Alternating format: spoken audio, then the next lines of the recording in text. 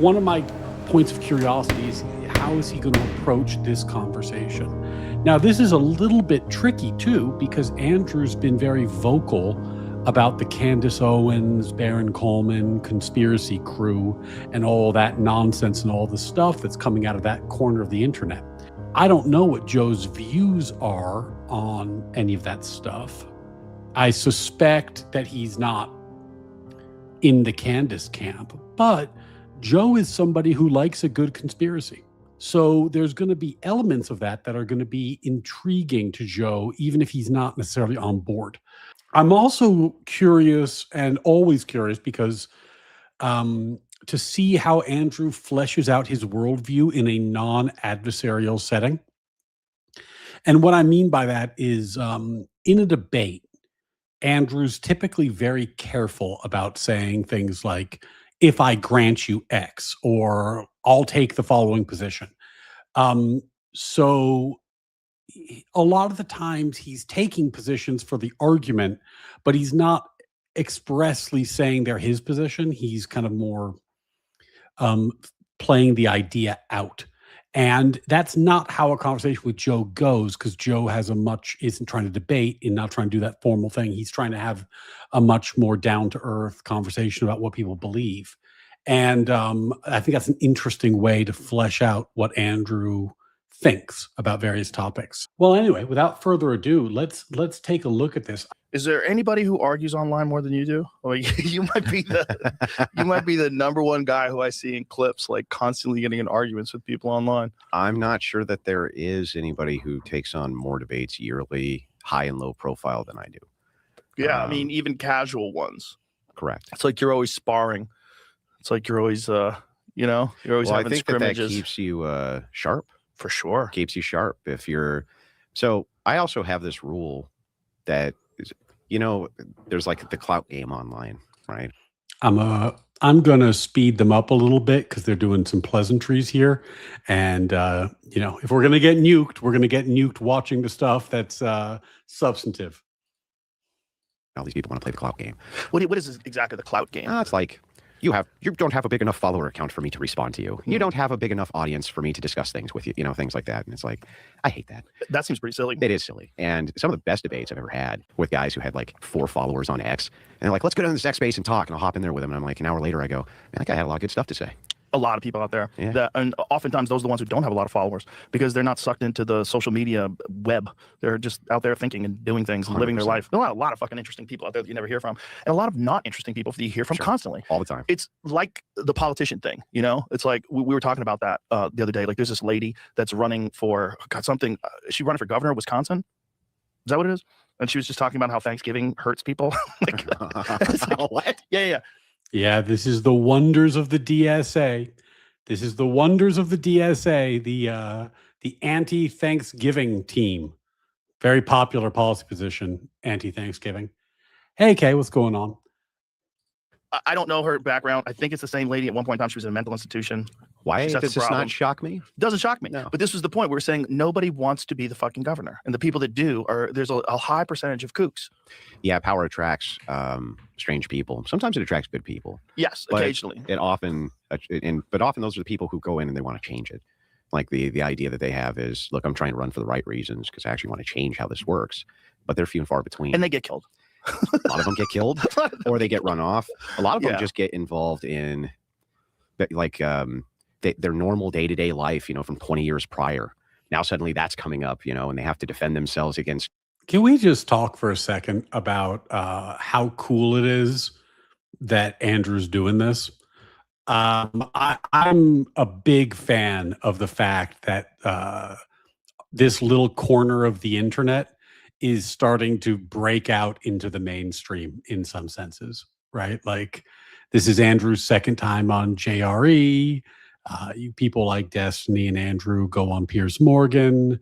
You're starting to see the little corner of the internet that we occupy become much more accessible to normies. So I think that's pretty cool. Now that doesn't mean that you have to agree or like everything that Andrew says or everything that Destiny says, God forbid, or anything like that. But I think it's interesting that there are vantage points for people like, I mean, neither Destiny nor Andrew came from some sort of prestigious background, had some kind of like connections into political parties or anything like this that let them occupy these spaces. Matt, I agree with you that Destiny will not be mainstreamed. And the reason he won't, and the reason that Andrew's going to have more success in that regard than Destiny ever will, is because, quite frankly, beyond the sexual stuff and all the allegations and all that stuff that swirls around Destiny that makes him unpalatable for a lot of people. The other problem is that you can't trust Destiny to have a normal conversation. Right? You just can't trust him to have a normal conversation. Like if you saw the debate with Destiny and Constantine, where it's like Destiny went up there and he was doing like he was doing the classic Destiny debate mode stuff that Erudite copies, that Pisco kind of uses pieces of, with the constant interruption, the constant, commentary, pivot, meta. Oh my God, and it's an exhausting way to have a conversation, and people don't really enjoy it.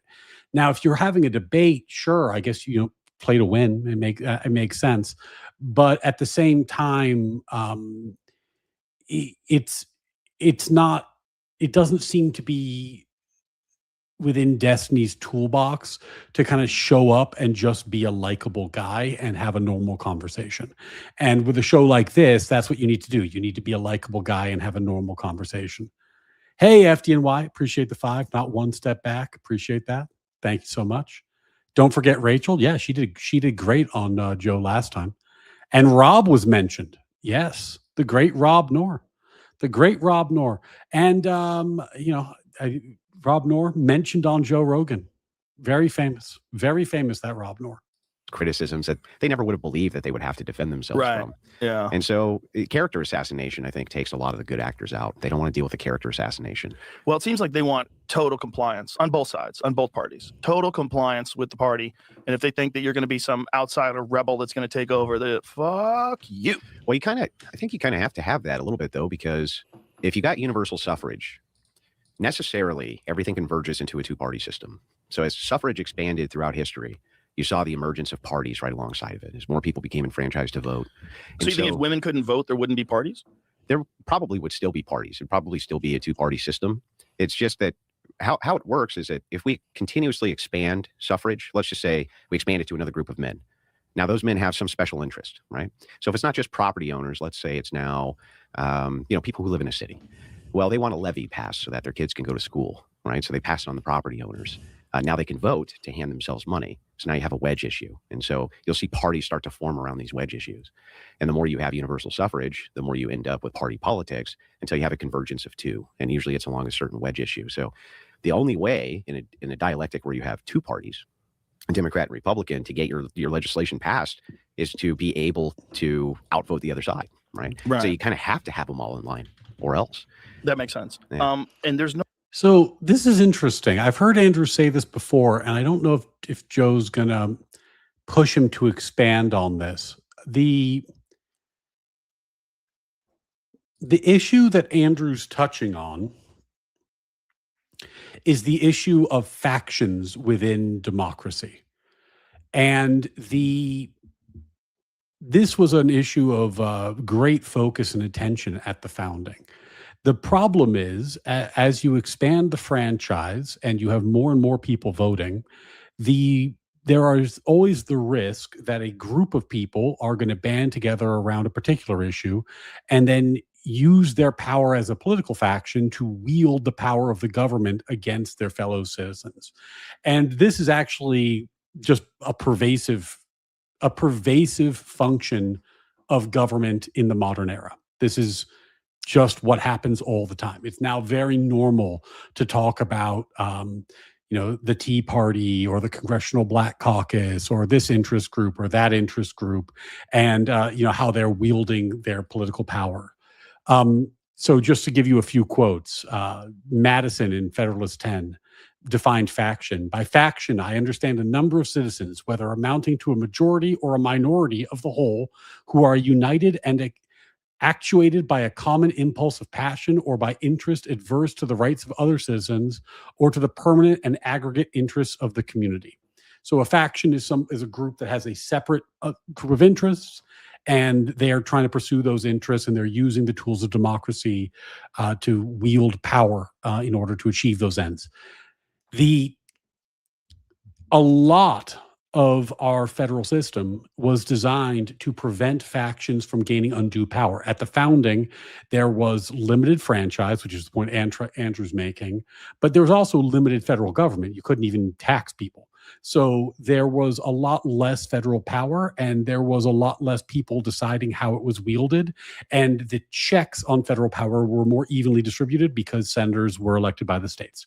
And so you had state representation in the Senate, which checked the populist representation in the House, etc. This is a key distinction.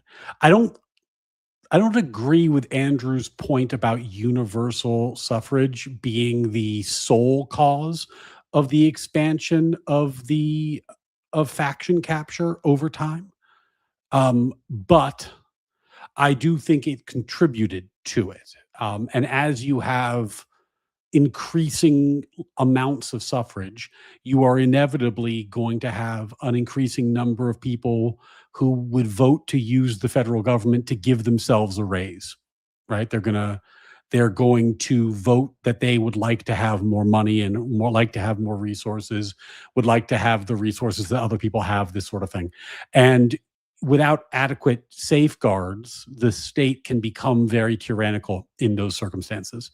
And we have unfortunately eroded the majority of those safeguards over time. One check against that sort of thing would be a more limited franchise where voters were stakeholders in some sense. But in order to get there, you would have to minimally, you would have to repeal the 26th Amendment, which is the 18-year-old and up votes. But you would also probably have to amend or modify the 15th and 19th Amendment, either by judicial decree or by formal amendment process, because if you let's say you repealed the 26th and then you put in some sort of stakeholder democracy system, like I don't have an exact list, but let's say it was military service or being a net taxpayer or being 23 and passing the same test that naturalized citizens have to pass, or blah blah blah, right? So then you go through and you come up with a list of different things that makes you a stakeholder, and then you start voting. Once you did that, you would have disparate impact litigation under the 15th and the 19th. So you'd have people saying that the tests have a disparate racial impact or a disparate impact on sex, and that would, if that was permitted, then you couldn't put in stakeholder democracy, even having repealed the 26th, because of the potentially disparate impact. So you'd either have to win those lawsuits or you'd have to amend those provisions as well. Hey, Jefferson. I assume states at different levels. I assume so too. I don't know if there was a universal rule or not. I mean, if there was universality, it would be pretty much by accident, right? It would be it's not like there was some kind of mandated rule. It would have been ad hoc, and then they just kind of had similar conceptions. No room in this country at the current point in time for another party. No one would accept it. We No. think about other parties like they're a goof. The Green Party, like that's a protest vote. Libertarian Party. Yeah, is I've done too. that. I've done a few protest votes back in my day. Yeah, I talked with, I was arguing with Rex Jones the other day. It's Alex Jones's kid about this. And I told him, I'm like, look, you don't have a prayer in starting a third party in time for midterms and then the presidential election that's coming up in just a couple short years. You're not going to be able to replace this system. You're not going to be able to do that. Their roots go too deep. They're too intertwined in power and influence. Like, think about the infrastructure. Billions of dollars in NGO funding, all this outreach program. Just to get on a ballot in a state is often a multi-million-dollar thing that you need to have a party apparatus behind. Yeah. It's kind of nuts, right? Multi-million dollars to spend to get a job that pays you $170,000. Why you think that fucking student loans are a scam?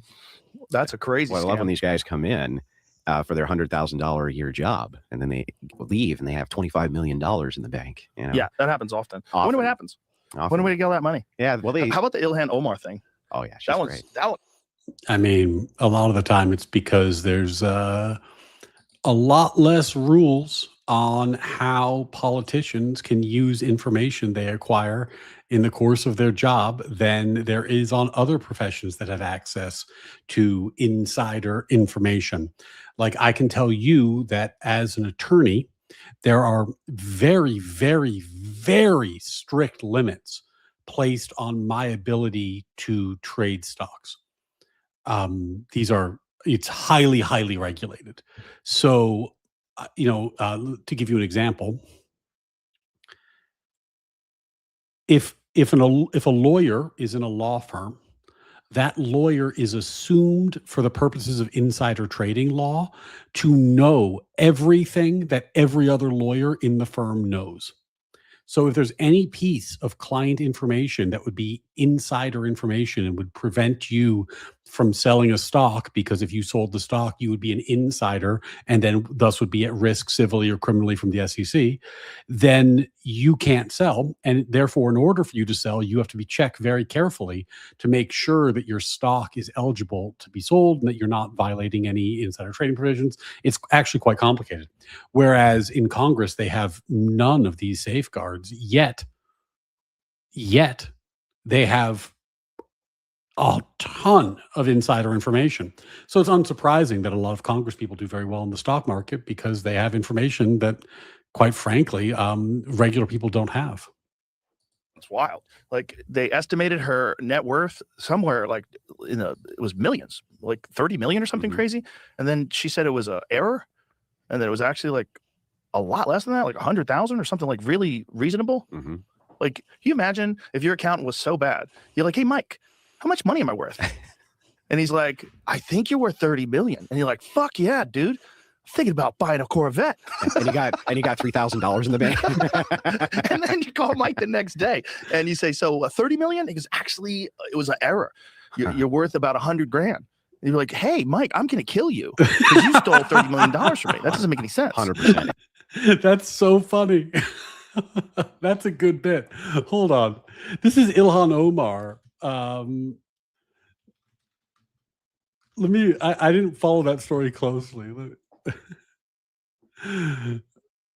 How did she go from how did Ilhan Omar go from saying she was worth 30 million to worth so I just found an article. Ilhan Omar is not a millionaire. That is what her office says, and the amended congressional financial disclosure she filed this week backs it up.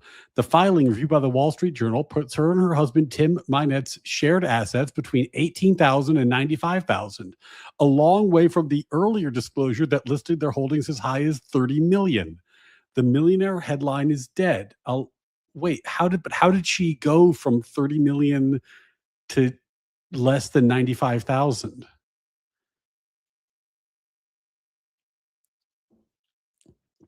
Okay. The spike in her net worth was due to two businesses tied to her husband: Rose Lake Capital, a Washington, D.C. based venture capital firm valued at between $5 million and $25 million, and Escrew, a Santa Rosa, California winery valued at between $1 million and $5 million. These figures drew scrutiny. The year before, in her 2023 financial disclosure, Rose Lake Capital had been listed as worth between $1 and $1,000, $1 and $1,000, and the winery at no more than $50,000. Then, in a single year, both businesses appeared to surge into the millions on paper. What? Okay. So, look, this is what this is. There's ways that you can, when you're doing your bookkeeping, the way you value something, there's different ways of looking at it, let's say. If your company is operating at a loss but is growing as a business, is that actually a company that's valuable, or is it a company that's not? But I don't understand how her business could have gone from that. Like, how could she go from 30 million to 100,000 in a year, that just by amending the paperwork? This feels this feels like the disclosures are just asking the wrong question if this is the answer we're getting. Hey, Jason, good to see you, buddy. Have you seen that New Mexico is offering an alternative to the bar exam, basically monitored apprenticeship? I think that's federal at work, but interested to know your thoughts. I have not seen that. Let me. I will check that out, Jason, and get back. I'll get back to you because I have not looked at it. But that sounds cool. I mean, the nice thing about the current bar exam is that it's mostly universal. So if I wanted to get barred in Texas, for example, I've already taken the multi-state, like the universal bar. So I would just need to take the Texas specific bar in order to get barred in another state. So there's real advantages to the bar exam as is, but an apprenticeship's a good idea, and I'm all for federalism. Anyway, I got sidetracked by this Ilhan Omar thing. And do you think maybe she like strategically started moving some things with her accountant so that How about there was a like she had 30 vineyard that million? they owned that never made a bottle of wine? Sounds right. Is that the case? Is that the case with one of those businesses that closed down? Listen, and pick on her. It's if you look at the Republicans and the Democrats when it comes to insider trading, it's fucking everybody. It's red, blue, red, blue, red, blue. This is not a one party thing. No. This is why it's never going to stop. They're both dipping their toes in. They're both having fun. You basically always have the expectation of corruption. So even if you put your candidates in, so you're trying to get something out of that, right? Some issue that you're trying to push forward. You almost baked into the system have to accept a certain amount of corruption is going to come out of that. So like, let me give you a really good example of that, a key wedge issue like abortion. So you got Christians who are just adamant, right? Just got to stop. Will they accept if it's the case that candidates are really moving the post on that, if they're really moving legislation against abortion? Do you think that they would turn a blind eye to a little bit of corruption? Probably. Yeah, there's definitely some compromises that get made both in your morals and the way you view financial issues and all kinds of things. I mean, it's never, especially there's only two parties. Like, you're with us or against us. It's us and them. It's good and evil. That's it. In this country, that's really how people look at it on both sides. It's good versus evil. But you have an alternative there that's even worse, or can at least sometimes be worse. So let's go to like the UK or Canada or places like this where they do round voting. Yeah. You have more than two parties. That's true. But do you really want your president to be elected with 10% of the vote? Right. 15% of the vote? You want your politicians to be put in with 9% of the vote? Oy. Because that can happen. Yeah, that's crazy. Between these rounds. And so you think about it and you go, this two-party system sucks. But then you look at other places that have multiple parties and they do their rounds of voting. And you're like, wait, so you could get elected with only 14% of those. So everybody else hates you. Yeah. There's the weird argument of the benevolent dictator. I'm sure you've heard this argument, but that a society is best run by a benevolent dictator.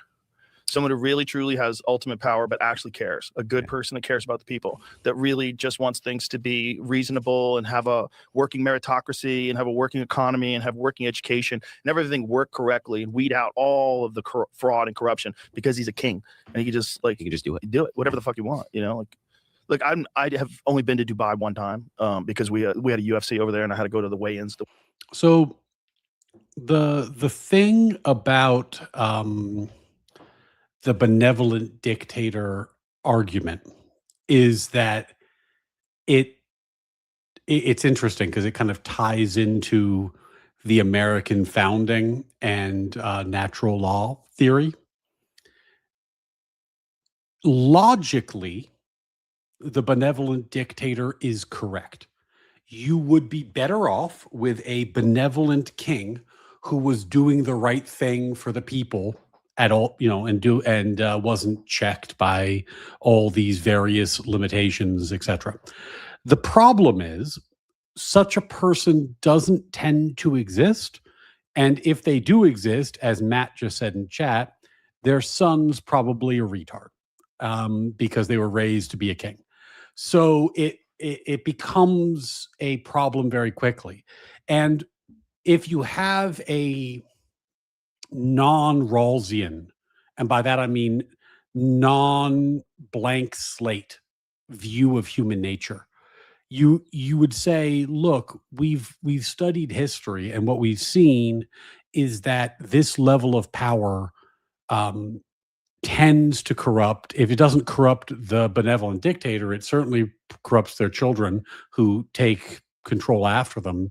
So government by consent of the governed is simply a more reliable way of getting the result that you want. Now, critically, government by the consent of the governed is not the same thing as one-to-one populist democracy. It means exactly what it says on the tin. Government by consent of the governed. That does not entail necessarily that every single person is voting or that every single person should be voting. Which is an important distinction, because in the modern era, democracy has been viewed as a moral good in and of itself. Like, the more democratic something is, the better it is. And a better way of looking at it is that democracy is the best alternative that we've come up with, but the goal, it's a tool to achieve the end of a society in which the government secures natural rights. And it seems to be the best game in town, but it's not in and of itself a moral end. It's a means, which is an important distinction to make, because then when you start looking at things like universal suffrage, you have a slightly different view on whether or not endlessly expanding the franchise is just a good thing. Like, for example, if endlessly expanding the franchise is a good in and of itself, shouldn't children have the right to vote? Shouldn't felons? Shouldn't illegal aliens? Like, why wouldn't we have everybody voting if democracy is a good in and of itself? It's not. What it is a means, and because it's a means, it should be calculated to achieve the ends that we desire, which are, securing natural rights. Weigh-ins were in Dubai. Saw a lot of fucking Ferraris and Lamborghinis in 10 minutes, but from what I hear, it's the most safe place on earth. Like, literally. Like there's Romania under Vlad. Yeah. Like, what would you say? Like Romania under Vlad the Impaler. They said, I don't think it's that bad. How can you hang gold in the street? And he's like, look around. Yeah, well, there's a bunch of people impaled everywhere. He would do them in designs. Yeah. He would do them in geometric patterns. So you would realize he was being creative with impaling people. He wasn't messing around. Oh, no. You know his story? Yeah. He was kidnapped when he was a small boy. Woo! There's a lot to that guy. And his brother. Yeah. And their inter-brother conflict that they had for years, and how he got power, lost power. Yeah, there's a tale to be told about Vlad the Impaler for sure. But probably a pretty safe place to live. Wow, talking about trade-offs. Yes. I'm sure that if you were in the group of people not being impaled by Vlad, you felt very safe in the streets. Yeah, Dubai, like if they catch you with a bag of weed, you're going to jail for the rest of your life, or they'll kill you. You're done. Yeah, they have crazy laws. There was one guy, I think it was Dubai, who I think he had like marijuana seeds in the sole of his shoes or something like that. Like, he had stepped on a marijuana seed maybe in his apartment. Yeah. And he didn't have any drugs on him, nothing. And they put him in jail for a long time, man. I forget, this was a few years back, but it was a crazy case. There was another lady who got arrested. I forget what happened, but a lady or a guy tested positive for poppy because she had poppy seed bagel. I don't know if you know this, but if you're testing for drugs and you eat a poppy seed bagel, you could pop for heroin. Is that true? Yeah, I've heard that. But with modern tests, isn't it a little bit better now? I hope so. I don't know. 2008, this is a British traveler in Dubai was stopped at the airport. Oof. Lab found 0.003 grams of cannabis in his shoe sole. Holy fuck. Yeah, that's crazy. That's crazy. He received a mandatory 4-year sentence under the UAE's strict drug laws, though he was later released early. So, how early is early? So the British government came in and tried to barter him out of there, I'm guessing. I guess. Or the whole world must have been so outraged. I mean, at a certain point in time, they have to say, we run the risk of never having tourists visit us again. And Dubai is a very tourist-central place. Sure. But I have a friend who moved over there. a while back. He moved back to America recently, but he moved over there and he was like, dude, it's just safe for me. You know, I don't worry if I go out, you know, someone's going to he's big black guy. He's like, I don't want to get shot. He goes, I worry if I go out. He goes, over here, there's nothing like that. There's no crime. He goes, everything's nice. Everything's clean. You can leave a Rolex on the street. They'll pick it up and turn it into the cops. Like nobody steals nothing over there. But there's a trade-off for that, right? Bit of a Let trade-off me show for you that. my geometric patterns of dead people on spikes. Everywhere. Yeah. There's a trade-off for that. We talk about this on this show all the time. So not to beat the dead horse, but if you want to have safety, the easiest way to do it is through increased police presence, increased enforcement, increased certainty that criminals will be caught, which disincentivizes criminal behavior. That's the simplest way. The hard mode way, and I would say the American way, is to cultivate a moral populace such that the populace enforces morality on itself.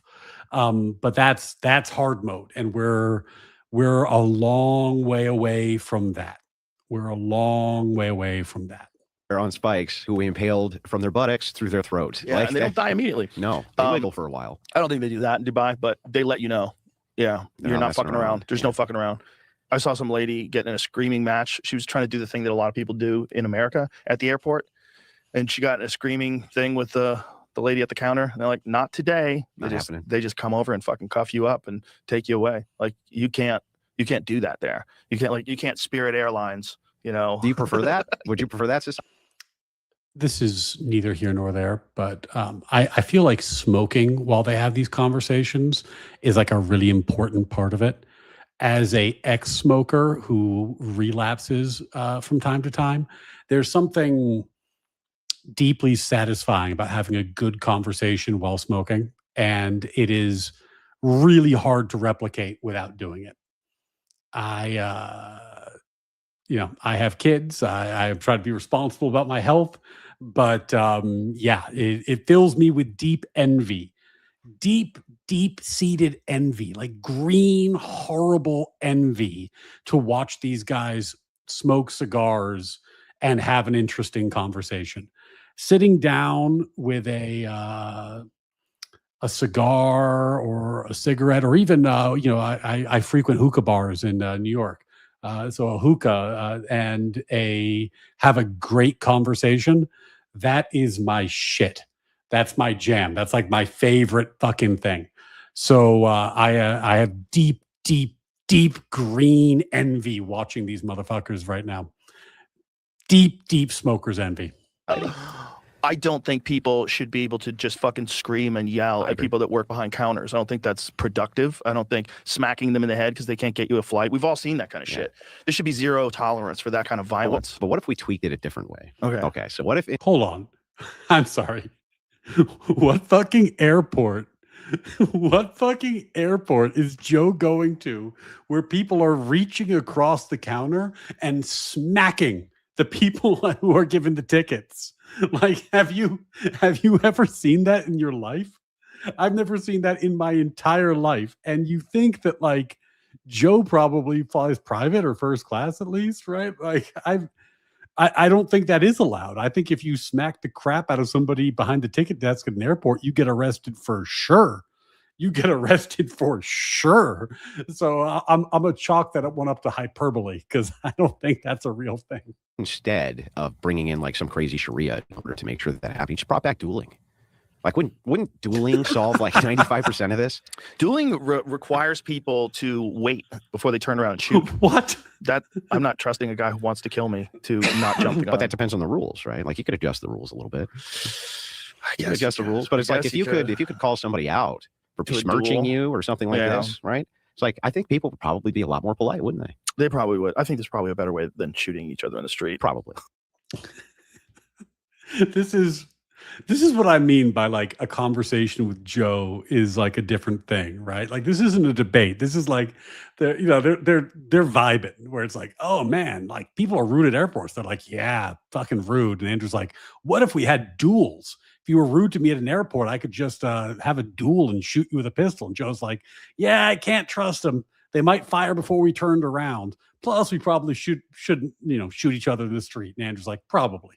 This is like this is a very vibey conversation, right? And I think it's very different, and it's interesting to see Andrew in this element. Probably, but there's probably Even a better fights, way than even like fist fights. It's like there's a better way than that too. You don't have to fist fight. Like, come on. But there's certainly something to be said for a society that is more orderly and people follow the rules and as long as the rules make sense and these people are friendly and kind and they make for good community members. That's and they're not putting up with mentally ill lunatics just walking around causing problems everywhere, which is what American society is now dealing with. Would you see what just happened in Wisconsin where they had their own autonomous zone? Oh yeah, it just got broken up today by the cops. There's another one. You got broken up today. Yeah, see if you can find it, Jamie. There was video footage, just fucking army of cops came in, arrested everybody, spray paint all the streets. And people just get everywhere. To declare autonomous zones on public. Like, what is? Remember Chaz and Chop? Yes, I remember. We've just declared this an autonomous zone. Sorry, Madison officials. I mean, this is something that we have to stop permitting, right? Like, it can't just be the case that you say, like, okay, no cops allowed in this zone. That's just not going to work out. It's going to end the same way every time. I don't know why this is permitted. Ever. It just doesn't make any sense. There's no reason to allow that to happen. Clear Willie Street encampment. Police officers arrest protesters who resist at Corey Ruiz Memorial Site. I do not know this Corey Ruiz story. The Corey Ruiz Memorial. So was it something ICE related, perhaps? I think that's what this is, right? Mm-hmm. Is that what this is, Jamie? Did something happen? Something happened. Someone got shot, right? You don't know about it either? See, that's the problem. There's so many fucking things in the news that it's impossible, unless you're a maniac and you're just online all day. It's impossible to know exactly what's going on. You take a couple days off and smell the roses, and you get back online. Like, how come you haven't commented on what is it? I don't know what you're talking about. You got to catch up for 4 days for one day. Yeah. Also, like, what hot take? Maybe you shouldn't have a hot take on everything. Maybe some things you need to like let it play out in the news, like let people dissect it. See, now that I wish that was a message that more people got. That the idea that. Wow. Okay. I'm going to go on my high horse for a second here because Joe and Andrew just said the thing that I've been saying forever. And I really, really do hope that this becomes a norm in the modern era at some point, which is you don't have to swing at every pitch. Not every story is for you. You don't have to have a hot take on everything. You can let it go and you can wait until you're informed or you know something about it. This is fine. This is fine. This is something that's tough for me because people often try to get me to have takes on different opinions. And the bigger the channel gets, the more often this will happen. But that can be intoxicating and dangerous because you end up giving opinions on things where you're not knowledgeable and you don't know anything about it. And that can, you end up doing the sneako thing where you're just posting for the sake of posting, trying to get as many eyes on you as you possibly can. It's a bad practice, and we'd all be better off if people would take a second, ingest the news, give it some thought, and maybe don't swing at every pitch. Right. This is Thomas Sowell wrote about this in Intellectuals in Society, where one of the problems with kind of like pop intellectuals is that people become famous within their discipline for an area of expertise. And you think about like Neil deGrasse Tyson in this, or Noam Chomsky, but then they start giving opinions that go well outside their wheelhouse, and they hope that they carry with them the same credibility that they had within their area of expertise. And the results are often disastrous, both in terms of the policy, but also just in terms of people who listen to them and what these takes actually are. There's very little accountability. And it's kind of a disaster all the way around. And the best antidote to that is just to, take a second and think about it before you start posting. It's very good advice. It's not rewarded, though. The algorithm rewards you for being early. Being first is good. Being second is less good. So people are very incentivized to go fast, but it's not the right way to move through the world. You don't have to rush immediately out there to tell everybody your latest, hottest take. which is oftentimes, by the way, stupid. Yeah, It's Alan often a Page. stupid take because you have no information, right? But you're going to rush out there. You're going to get those views and clicks Yeah. quick, but then you're married to that take. Exactly. Yeah. And unless you come back and make another video or make another take and explain why you fucked it up. But I think that there's something to be said for like there's a lot of stories that are in the news. Like, I don't fucking know exactly what happened there. Like, let's let this one play out a little bit. Like, this one seems weird. Like, if I come out with a hot take, like, who fucking knows what's really going on with 15 to like, there's so many different stories in the news. It's impossible. What's that, Jamie? I didn't find the details, but it is a police killing. It says officer involved shooting of Corey Ruiz. That's it doesn't. I'm looking for evidence and video. I didn't check Twitter or anything yet. I'm not familiar with this story. Is there a do people know about this shooting? I'm just not familiar with this one. And in the spirit of not offering hot takes about things I don't know, which I just talked about, I have no idea whether it was a good shooting or not. No idea.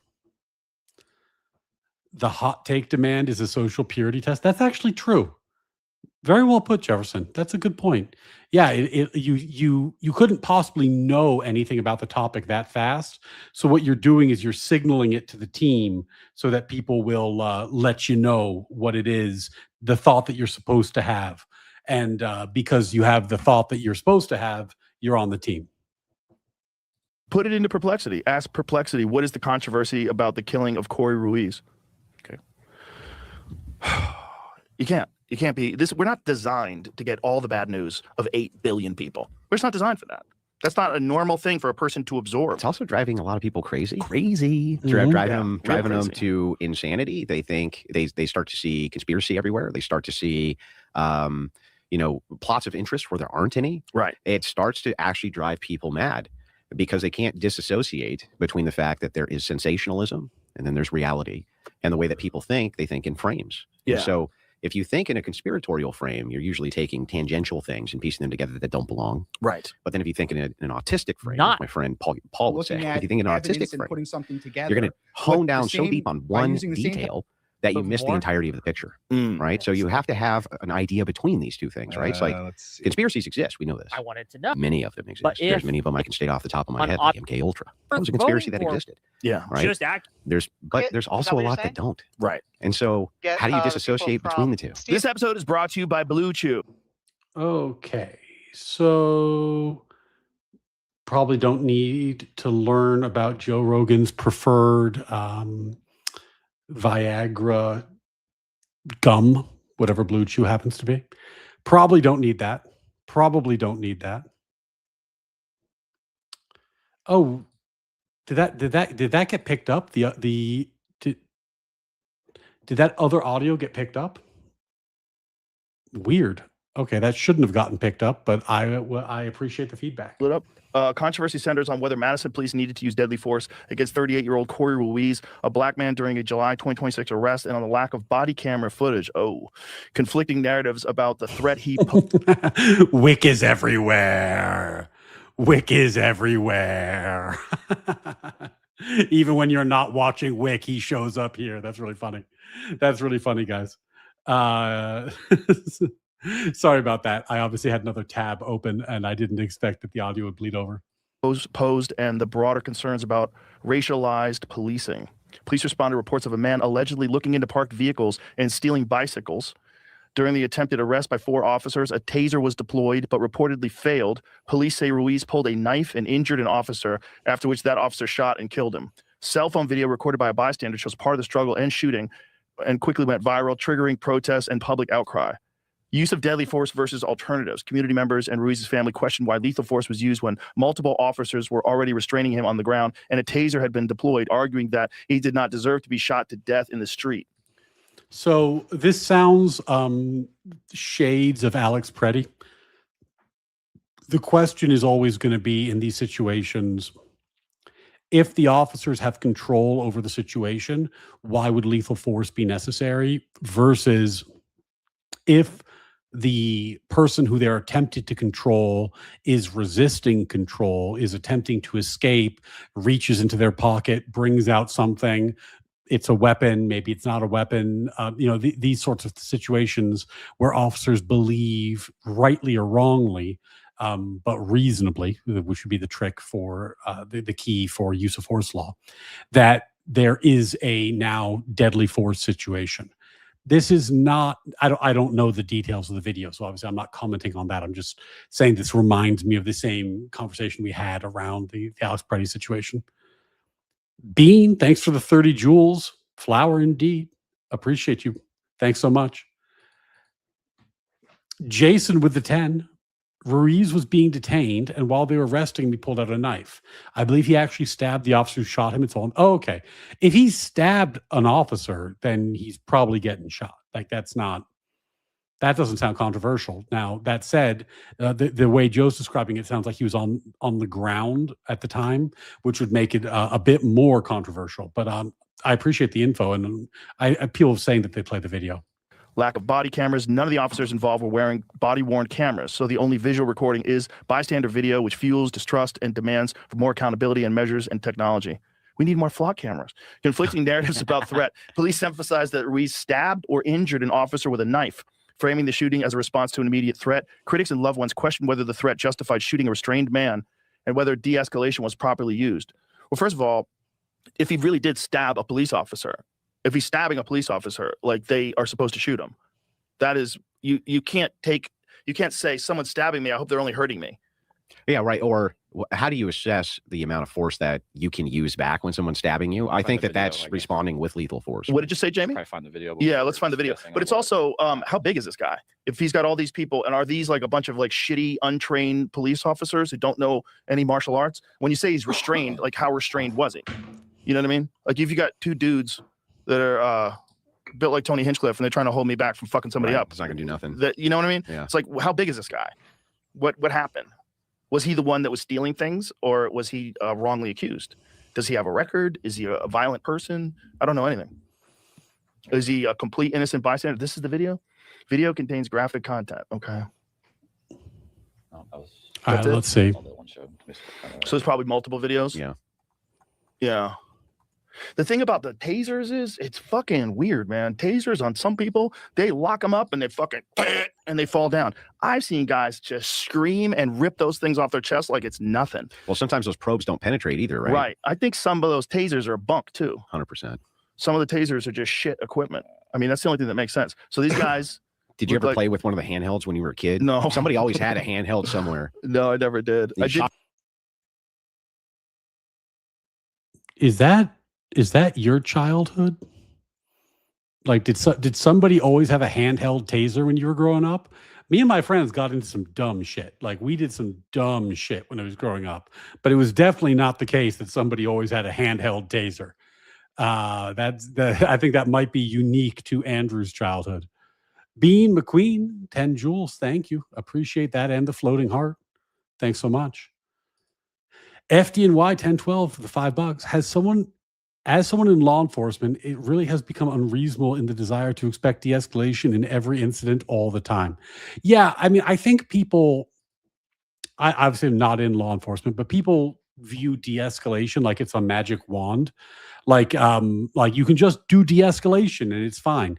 That's not the case. And I think that there is a need to give law enforcement the benefit of the doubt. That doesn't mean they're always right. They can be wrong. But you need to at least say, like, okay, when you're in a difficult situation and things are getting out of control, someone's acting unreasonably, there's, you have imperfect information, you don't know what you don't know, there are risks involved, there are going to be imperfect police activities, which are nonetheless not things that they should be held criminally liable for. And that's why, by the way, use of force law allows the police to use force even when they're reasonably mistaken, because they might be wrong about the need to use force, but if it was reasonable for them to think that they should use force, then generally speaking, they're not going to be found liable, because the law does need to recognize that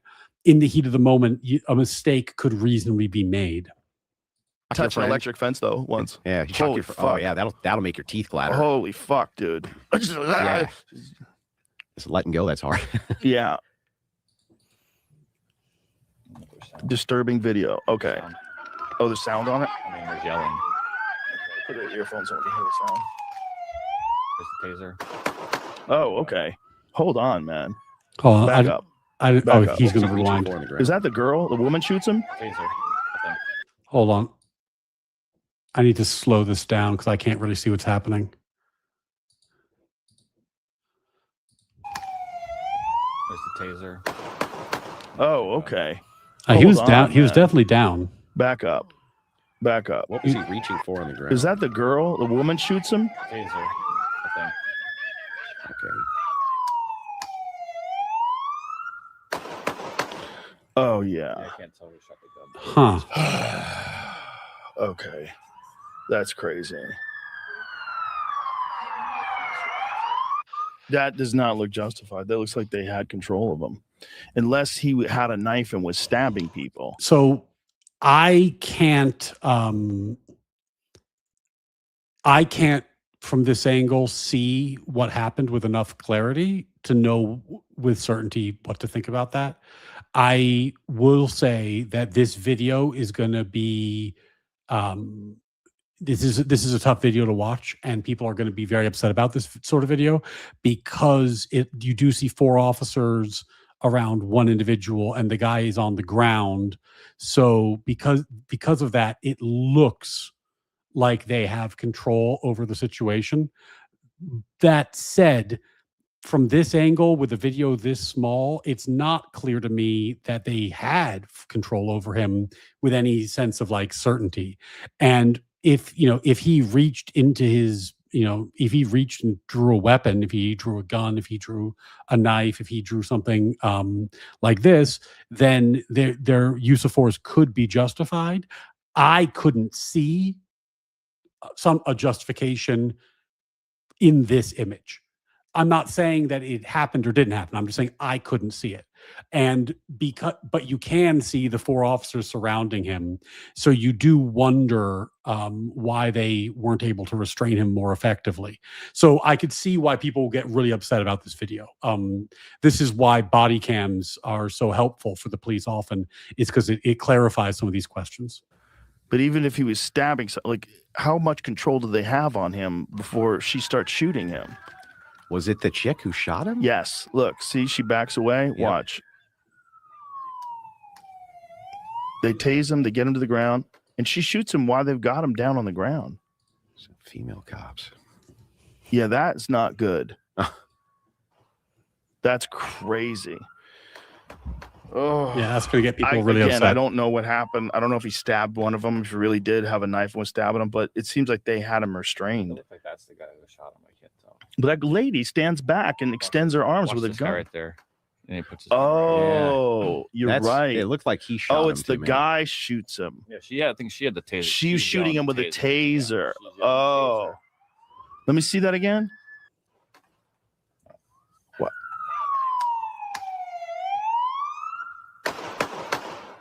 Oh, God, it's hard to man. tell. It's so really it's hard the to tell. guy in the back? I think it's the guy in the front. So if the dude Yeah, in I the think he back, just you see the reached guy and shot right him. next to that guy. That guy shoots him? It Just looks shot him like once. it. I'm not sure. That's really close too.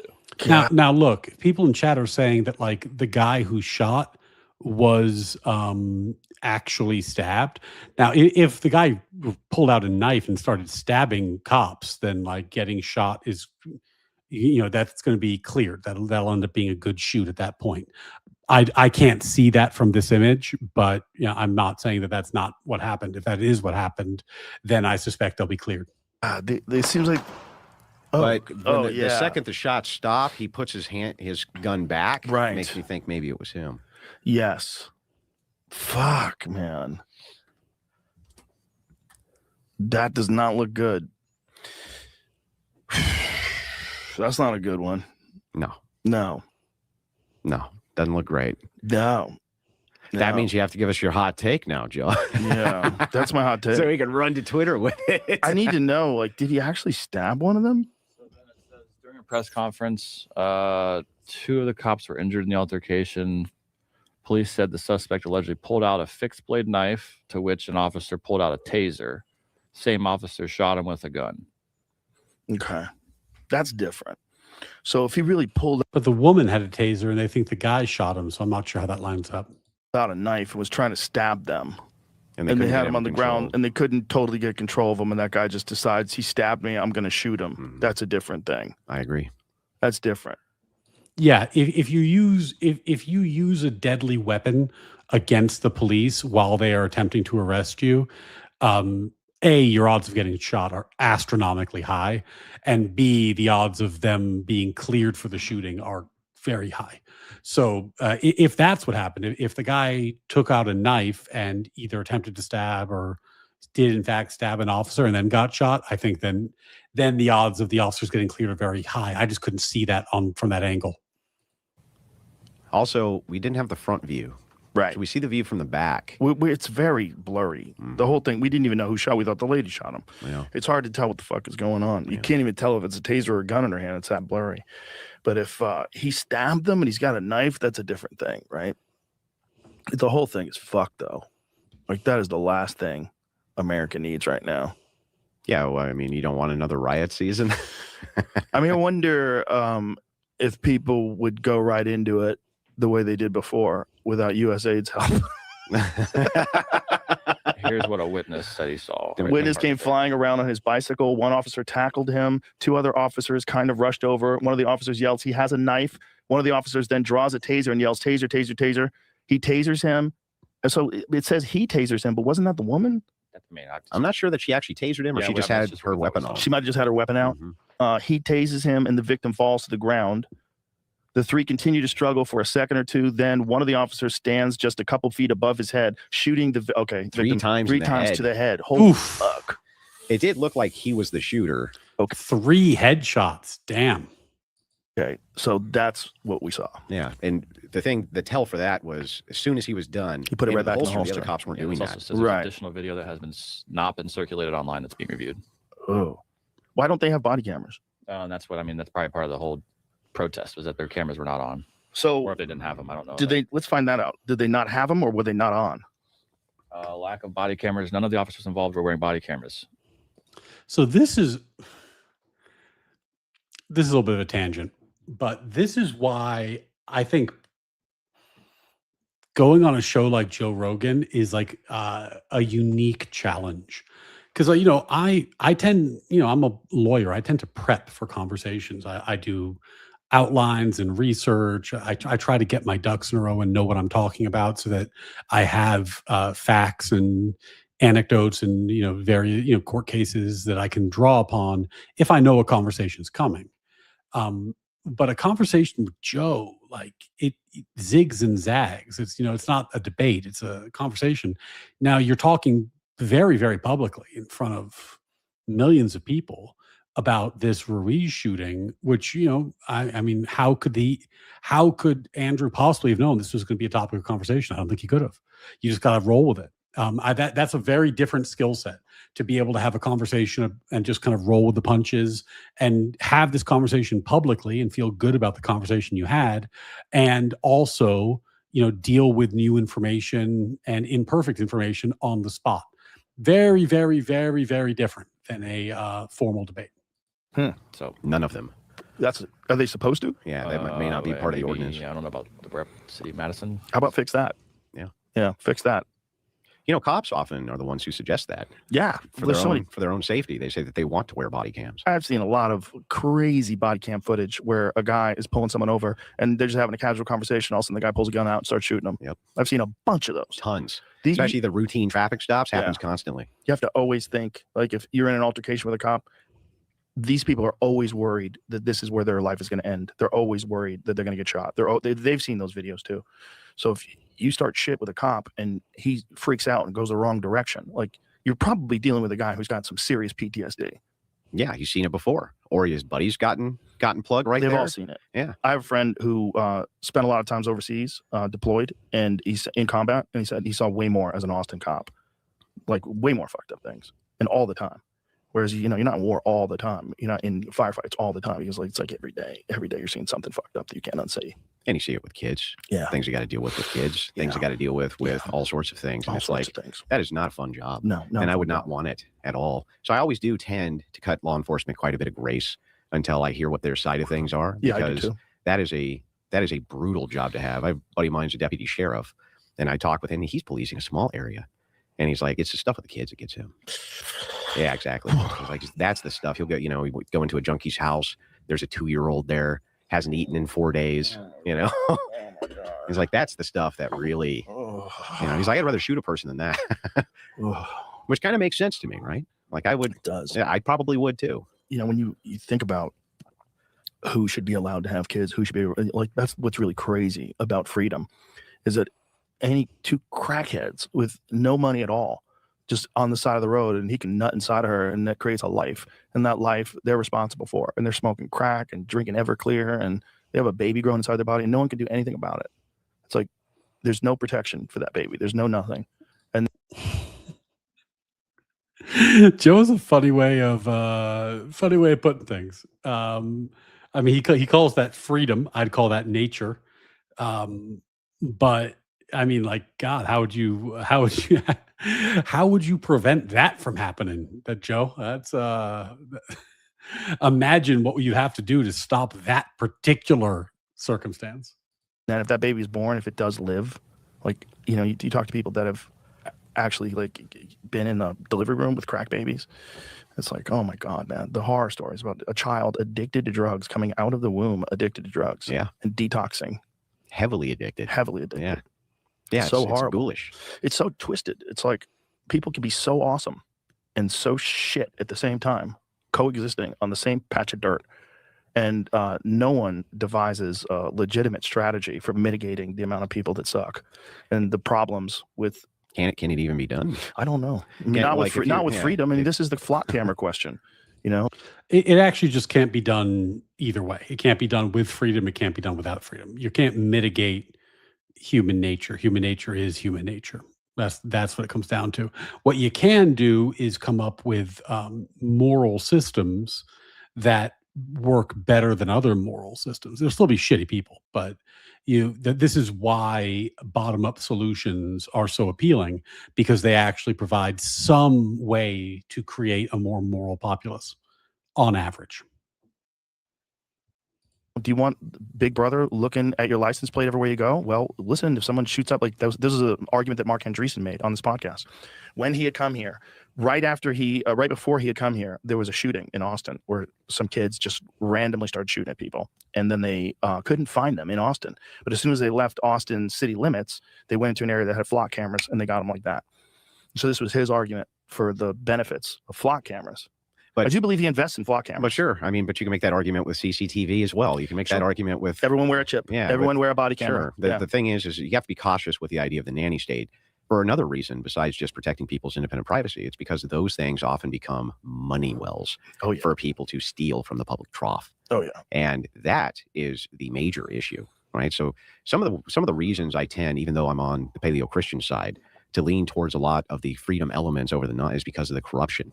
The corruption, which happens oftentimes when you try to curtail too much, right? That in and of itself creates a system, and that system becomes ripe for corruption. Let me give you an example. Flock cams, who are we awarding the contracts to? Right. And who's going to be servicing those contracts? Who's going to be doing these things, right? That's where you start to see with new systems, there becomes... I'm not sure. Well, look, I think that Andrew is somewhat constrained because, his worldview is not the same as mine, and he doesn't have the same kind of like libertarian impulses that I have.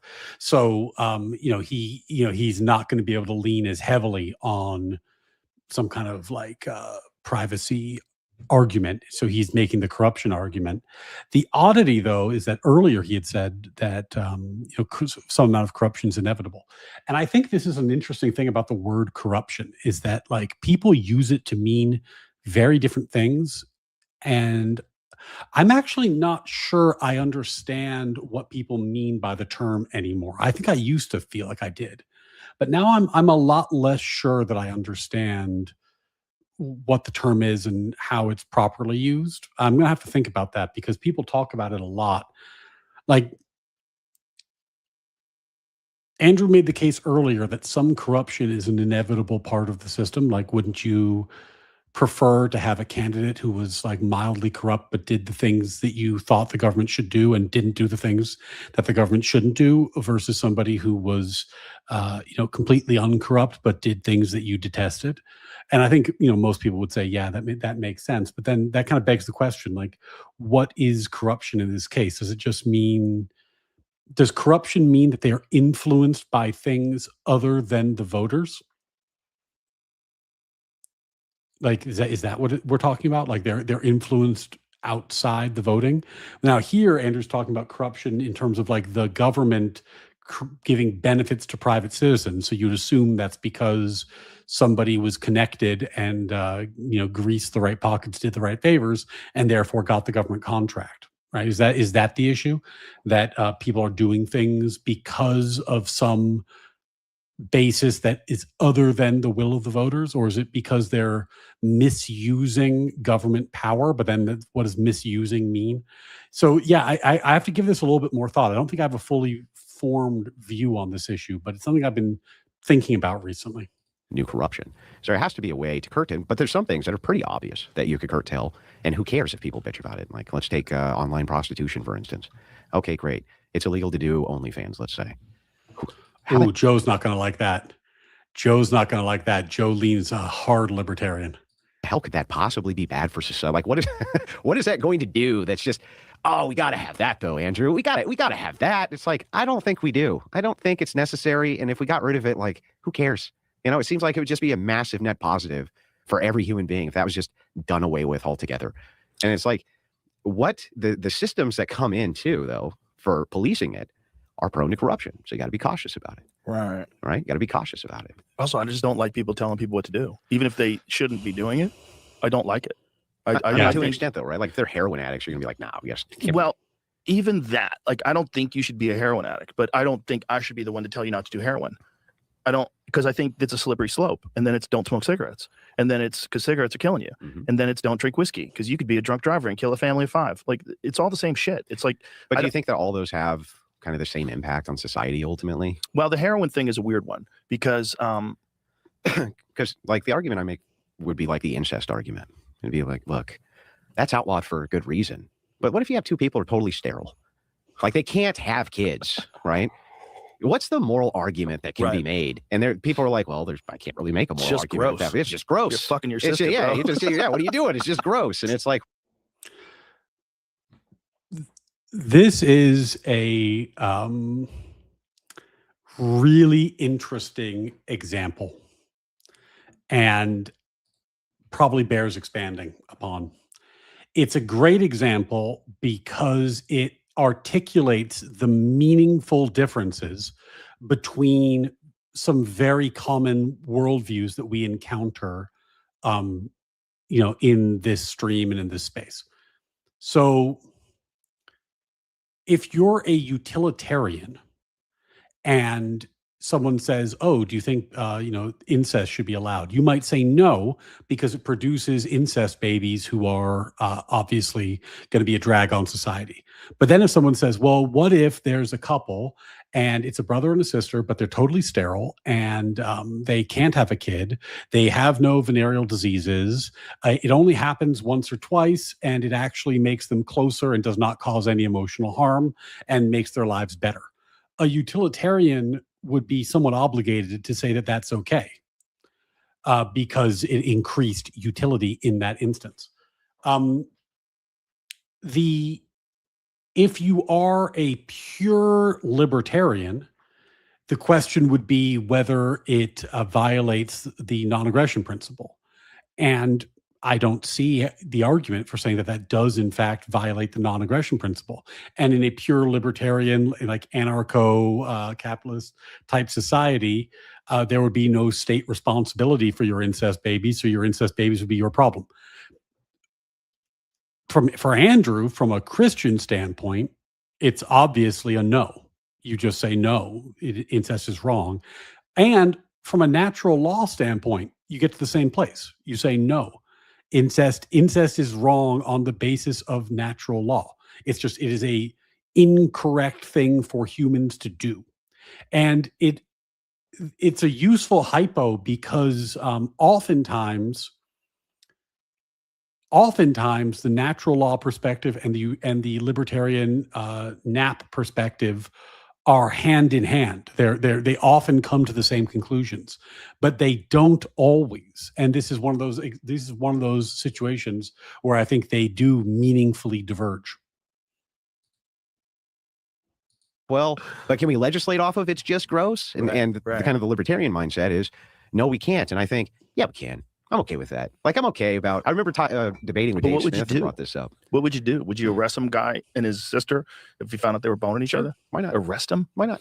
Like, how would deterring that society wide ever be a bad idea? I don't think it is. However, it's technically a victimless crime, especially under the circumstances that you described, whereas they're both sterile. I do not think you should be able to do that. No, but well, I don't think you should do that. I should say. Yeah. But in the case of Cersei and what's his face? A victimless crime, is basically a way of saying you shouldn't enforce moral rules through government power. It's funny to bring up the example of Cersei because that incest was like very, very, very harmful though. So that was not a victimless crime. What's the other dude's name in Game of Thrones? The brother and sister? Oh, yeah. It really seemed like they were in love, dude. Sure. I mean, they really seemed but like they were had in kids. love. They had like incest babies, right? Who went on to rule kingdoms, and they were all like Joffrey. Joffrey's probably didn't want the incest baby in charge of the kingdom. The other incest baby was in charge of the kingdom. He jumped off the roof. True. Remember? Was it Jon Snow? yeah, Joe. You probably don't want the incest baby in charge of the army. That didn't work out too well. Technically doing incest as well with the Queen of Dragons. Like, weren't they both? Yeah. They're related. Yeah, they're in the basket. They were pretty right. Yeah. Something. Yeah, there was like a lot of half a sister or something in the Game of Thrones. Oh yeah, yeah. But the other argument there that's interesting is it's like, okay, that's fair enough. It's a victimless crime, but you can just kind of extend that. Like, okay, well then why can't a guy have 5 wives? Why can't he have 20? Why can't 20 gay men all get married and adopt one child? It's a victimless crime. Yeah. It's like, so doesn't the slippery slope kind of go the other way a little bit too? Yeah, it does. It does go the other way. And the multiple wives thing, didn't they just pass something like that in Toronto? Wasn't that in Ontario where they're allowing polygamy now because they have so many Islamic people living there that think that you should be allowed to have? Well, remember there's big pushes for that in Utah because of the Mormon population. Well, that's why Mitt Romney's family moved to Mexico. Oh, yeah, really? Oh yeah. It was. Wait, what? What? I've not heard of this. Due to the multiple wives? I didn't know that it was due to the multiple wives. Well, not specifically, but that sect of Mormonism fled the United States when they passed polygamy laws. Mm-hmm. And I think there was probably just a broader crackdown on this perceived new cult. They thought of it as a cult. Now it's just established religion of really nice people that knock on your door. Yeah. They drive around. I must admit, I have debated many Mormons, and they're just the nicest people. The nicest people. It's the best cult. And it makes me, it's upsetting because I'm like, look, I'm about to expose that your prophet was totally fake. And, I'm trying to get people into the debate and they just end up being like the nicest people. And I go, oh, man. So having multiple wives or spouses is illegal in Canada under Section 293 polygamy and Section 290 bigamy. What is bigamy? Is that the other way? Is bigamy the other way? No, bigamy is being married to more than one person. Like if you have a second family or a secret family, that's bigamy. No. Polygamy is the man with multiple. Do you know what it is, Jamie? Do you know what bigamy is? Have you ever heard of it? I don't even think I've ever seen that written. The act of marrying one person while still legally married. Okay. Okay. Oh, a bigamist, right? What? Some guy was married to 4 people at once. Sorry, 4 people at once in some way or another recently, like this year. In America? Canada. He was married to 4 women at once. Multiple wives, married. So he got multiple marriage licenses and should not have been given them or something. Oh, well, he doesn't look Muslim. That guy looks like he's just a regular Christian guy. Oh, well, he does look Muslim. But I don't know if it has anything to do He might not be, though. He might just be a baller. He could be a Muslim. Yeah, I don't know if it has anything to do with religion. Go back to that case in Canada, though. Isn't there something where they're trying to pass it in Toronto? I don't think so. I mean, I typed in Toronto multiple wives. Yeah, no, Toronto, Ontario, polygamy. I think they were trying to pass something. I feel, Joe, like if you keep typing Toronto polygamy into Google, you're going to get some really weird search results after a while. Like it's going to give you some very strange travel recommendations, Joe. I mean, that's why I went to news to see something, that would have popped Was it up. Ottawa? Maybe it was Ottawa. Yeah. Canada, polygamy. No new law in Canada legalizing multiple wives. Perhaps proposed law? Yeah, well, I don't know. Maybe it is a proposed law. Maybe I just read some horse shit on Twitter, which is very possible. Whew, I've been off Twitter for a few days. I feel pretty good. It's good. It's good to unplug from Twitter. Yeah, every now and then I just go in and I'm like, God, who are they mad at now? Oh God. Can I ask you a get out of here. question? Yeah, sure. If you went into X tomorrow, let's say, and there was an option there where you could select it and it's like U.S. accounts only. That's all you could see. Do you think that 90% of the traffic for people would go away? A giant percentage. Huge percentage, Huge right? percentage is people being foreign bots affiliated with governments, foreign bots that are just algorithm farming for money. It's like, it's fucking endless. It's endless. And this is, by the way, I know that like sometimes this makes people mad, but like I've started getting to the point where, and I've said this before, I'll go 1 or 2 replies on X, but I'm not going to have like a long X debate with someone. And the reason is I don't fucking know who you are. I don't know why we're talking. I don't know if you're some bot or some, you could be AI, you could be some, somebody in Pakistan, you could just be some crazy dude wearing a fucking tinfoil hat with a raccoon tail popping out the back, screaming at the wind. I don't know who the fuck you are. I'm just not going, I'm just not going to go back and forth. I'm not going to go back and forth that long. I might give a response or 2, but I just can't. I'm just not going to do it because it's just generally speaking not worth it. Now, if it's somebody I know, that's different. But like if you get into these situations where you find yourself yelling at strangers on X, you've made a user error. Like this is a huge waste of your time. manipulated into arguments. It is a strategy. By foreign assets. By right? foreign assets. Yeah. It is a strategy. It is real. God damn it, the raccoon hat guy. I fucking knew it was one of you motherfuckers. This is not tinfoil hat shit. We brought this up multiple times on the podcast, but I'll bring it up again just for the sake of this. There was an FBI analyst who took a look at Twitter when Elon was buying it, and he estimated that 80% of the traffic is bots. This doesn't surprise me. Remember, YouTube did an internal audit. And when they did their internal audit, this was a few years back, and when Susan still ran it, I believe, they did an internal audit and found out that most of the people that they had on YouTube were bots, and they did a great purge. Wow. Right? That's where that whole dead internet theory and all that really started to pick up traction. Was that, hey, look, a lot of this stuff is bots, foreign accounts, people who are manipulating U.S. Elections. They're manipulating various U.S. interests, and this is happening all over the place. Yeah. Right now, you have progressives who are funded by ActBlue, right? And I've proven this. We traced all their money. It's progressives funded by ActBlue who are pushing the same narrative that like Candice Owens and others are pushing on the idea of Charlie Kirk's death and the conspiracy around that. So they're absolutely being paid to push this? Well, their stated mission, this particular progressive group, their stated mission was to take down TPUSA. I'll tell you a story. This is the tale of all tales. Okay. So Charlie Kirk has this huge outreach program that's happening through TPUSA on these college campuses. He's got viral clip after viral clip after viral clip. They are going wild. He's going campus to campus. He's doing his thing. He's being dogged by a progressive organization. This progressive organization shows up at almost all of these TPUSA events with the stated mission of trying to create a counter movement to what TPUSA is doing. Now, the woman who heads this particular organization received millions of dollars from ActBlue and other progressive organizations. Oh, he's going in on Z. He's going in on Z on Joe Rogan. So this is Andrew's thing. Is he's saying that Z, who's funded by ActBlue, is in fact coordinating with like Baron Coleman and Candice to promote these various conspiracy theories with the aim of tearing down TPUSA because it's a effective right-wing organization.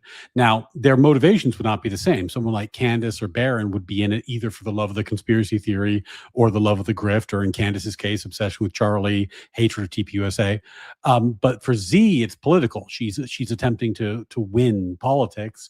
And her organization has always been attempting to countersignal and undermine TPUSA. But Andrew's doing this on Joe Rogan. That's very interesting. Very interesting that he's making this highly, highly public, this link between ActBlue and Z and the Unfuck America tour and, the Baron Colemans and Candice Owens of the world. For this stated mission. That same woman right this second works with other X accounts to push the messaging that Charlie Kirk was assassinated by his own TPUSA insiders in order to push that narrative forward, because the stated goal still from that organization is to destroy TPUSA. So how do we know that they've done this? Are there emails that have been found? Like Well, the stated goal of this particular person is to take down TPUSA. She's Right. very open about that.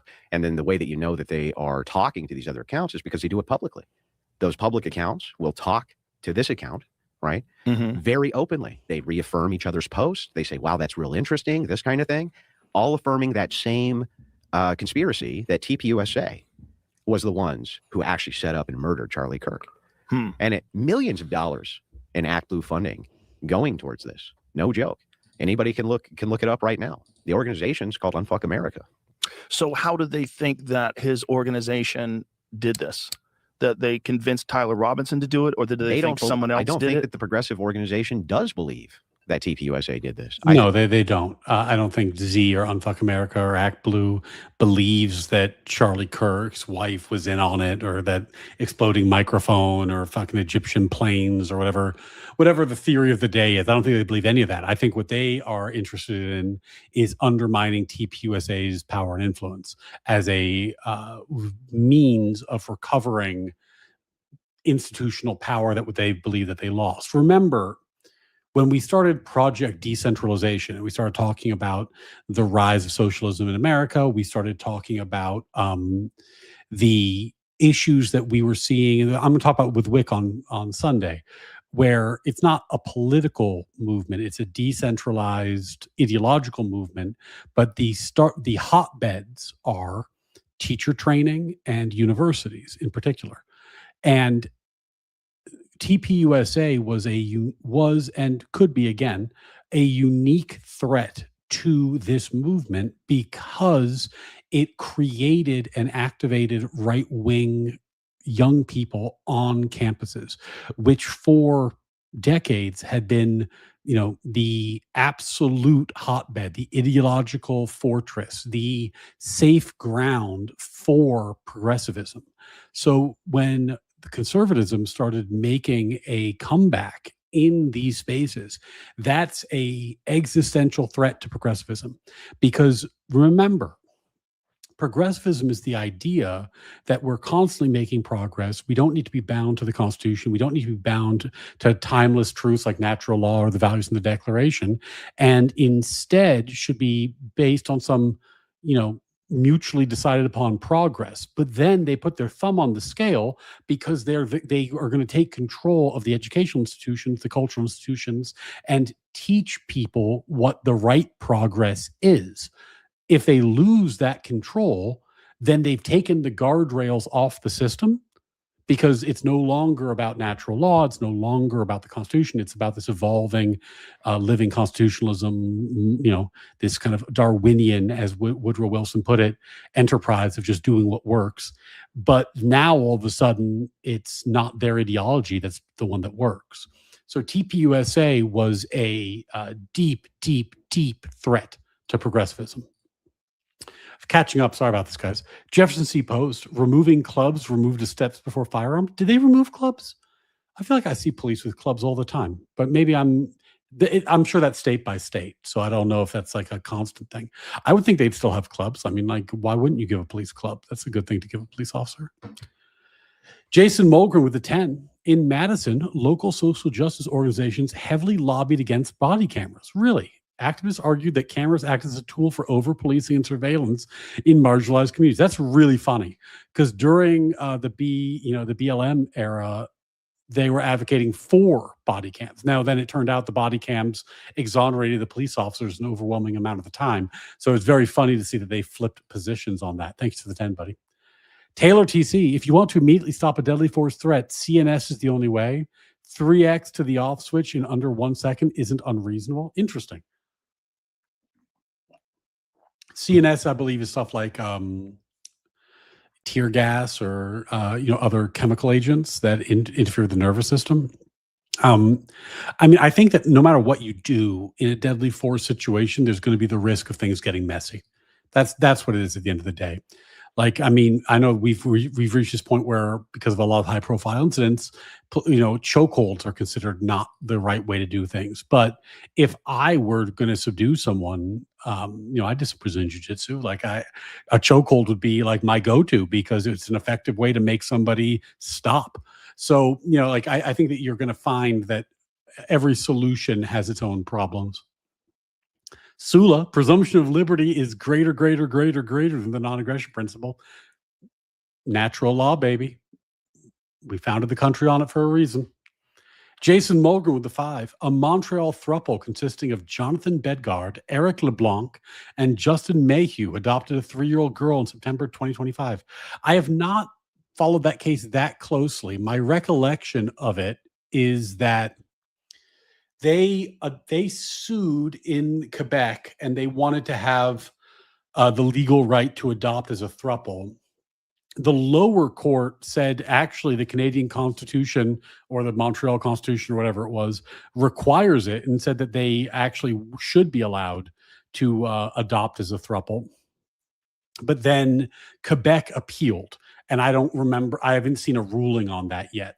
So I'd be interested to see what the higher courts in Canada do. I that does not see like the idea that the Constitution requires gay thruples to adopt is so fucking wild. But remember, Canadian law is not American law. But yeah, that as an originalist, that sort of thing I find very troubling. Ukale gifts a membership, turning the chat green. Thanks, buddy. If you got a membership from Ukale, make sure to flash those emotes and join the Natural Law Discord, where all the cool kids hang out, and the cool members only section. So please do take a second, like, subscribe, join the Discord, come hang out. Thanks, Ukale. I appreciate it. Think that what they want to do. Oh no, I understand that, but I mean, what are they trying to say? Oh well, here's what the theory is. So take Ian Carroll. Within 24 hours after Kirk's death, blames Israel. Within 24 hours, he says, Israel killed Kirk. That was his tweet, went mega viral. What the conspiracy is on that side is that Israel, along with Erica Kirk and TPUSA insiders, got together with elements of the U.S. government to murder Charlie Kirk because he was going to leave the, quote, pro-Israel cause. That's what the theory is. Right. And that he was either murdered, some of them say with a microphone exploding, some of them say with there was a second shooter, and Robinson's a patsy. It all depends on which theorist you're talking to, but they all work together in the same unison from a single camp, which is interesting. Well, a lot of... By the way, again, this just has to be said because it comes up so often. Is it logically possible that Israel was upset at Charlie Kirk taking an increasingly anti-Israeli stance and then conspired with TPUSA to kill him using an exploding microphone and a series of Egyptian planes? It's possible. It's just very unlikely, and there's no evidence for it. Right? That's the problem. It's also possible that Charlie Kirk was killed by a malevolent demon who spawned onto the earth, took possession of human form, materialized, and assassinated Charlie Kirk. It's also possible that Superman or the Flash did it, and they were moving so quickly they weren't caught on video. Like, these things are all logically possible. There's just no evidence to support them, and there's no particularly good reason to think they're true. It's not, and this is a little bit of the shell game that conspiracy theorists often play. It's not that conspiracies can't be true. Some of them are true. Some of them have been proven true. But when you're talking about a low probability event, you have to provide extraordinary evidence to support your claim. The less likely something, this is just Bayesian reasoning, the less likely something is, the higher standard of evidence I should require before I take it seriously. If you're going to make an outlandish claim, you need to provide serious evidence that before people are going to take you seriously. Conversely, if you are making a claim that is, by the numbers, straightforward, then you might not need as much evidence because your claim is intrinsically plausible. Jason, thanks for the 5, buddy. I only said that about the throuple adopting a kid because that's probably what Rogan was thinking of, not that polygamy was legalized. Oh, okay, I got you. That makes sense. Yeah, that probably is what he was thinking of. People had takes on the shooting, and the microphone one was the weirdest one to me.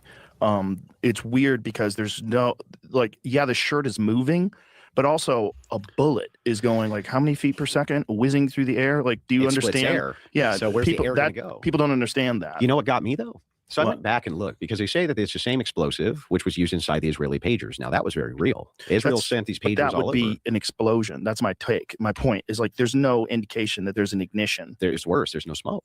Right. There's not now all the Yeah. Israeli. If you pulled up right now one of these Israeli pagers going, because there's tons of videos of them. Oh, really? Let's Oh, watch. yeah. Let me see some Israeli You're going to killers see pagers smoke. going off. There's smoke. Joe, Is there a Joe dude, just like, wants to watch the where it's on his video. hip? Yeah, oh yeah, yep. There's one where it's on his hip and gets him, Oh. and you can see the cloud of smoke coming off because of the specific type of ignition. From Right, this but is it explosive. possible that this pager thing is different than whatever they think this microphone thing is? This microphone thing has some sort of a different kind of propellant. No, But then they- again, you'd have to like, okay, let's imagine what kind of propellant exists, right? Compressed air. There's not enough room in that microphone to get enough compressed air to blow a hole in your neck and kill you instantly, Well, they claim that it's unless it's something else. it's this, what is it, PETN explosive. This is the particular type that had to be used for the size of the microphone. But you have another problem. The mic's on the wrong side of where the wound is. right. The other is there's no burn marks. There's no smoke. There's nothing. There's nothing to confirm this theory at all. And you'd have to guess where that mic is because he's moving around too. You have to guess where that mic is pointing. You could take someone out. So I found on 2 the side. videos. Yeah, this is one's the main great. one that goes. I'll show you. This happens again here. Watch the smoke. Right here. See all that smoke? Oh, let me see that again.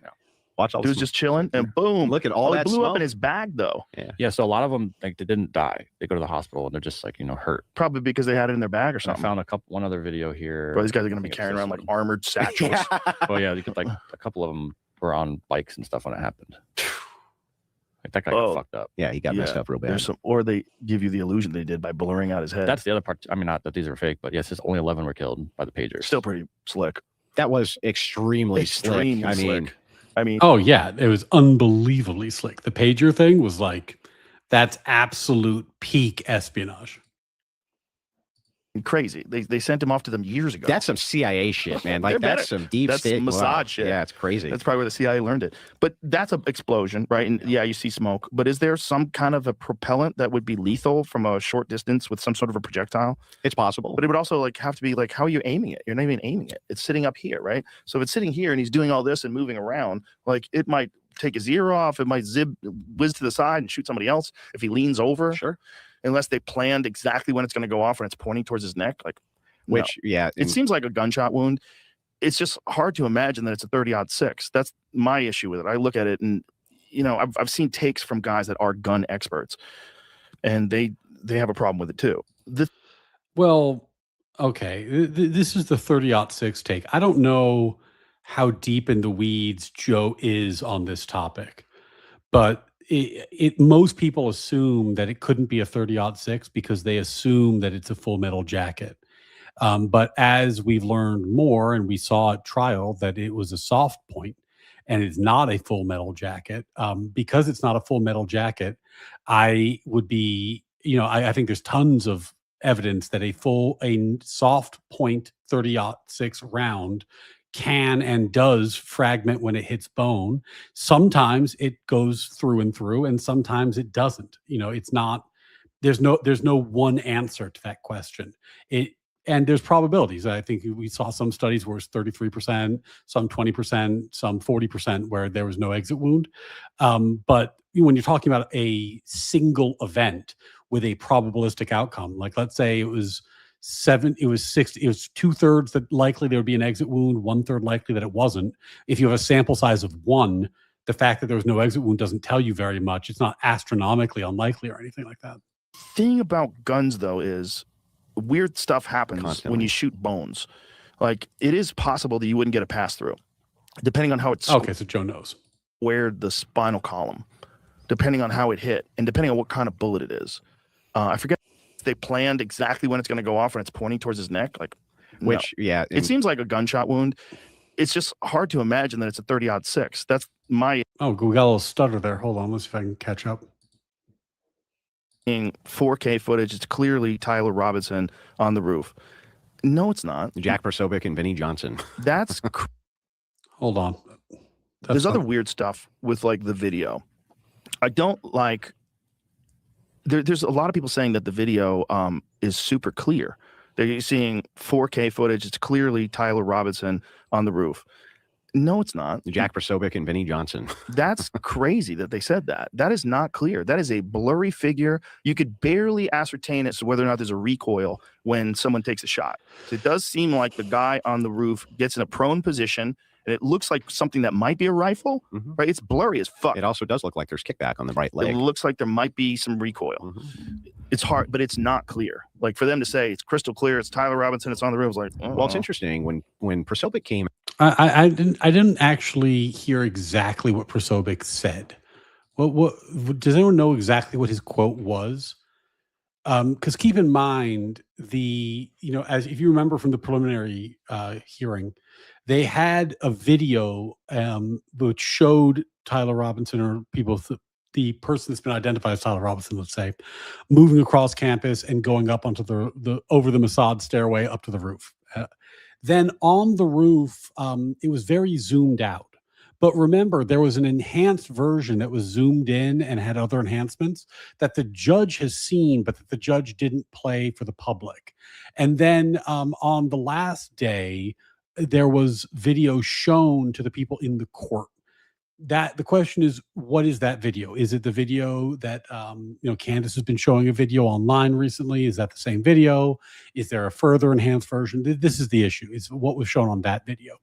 And I think what that video will show, now I'm speculating, and keep in mind I am speculating because I haven't seen it. But based on what I've heard, like Kai Schwemmer and other people say, I think that video is going to show a 600% enhancement. Yeah, it's going to show the figure on the roof getting in position, lying down. Andrew saying that it's going to show recoil, and then that's exactly down to the second, the moment when the shot was fired.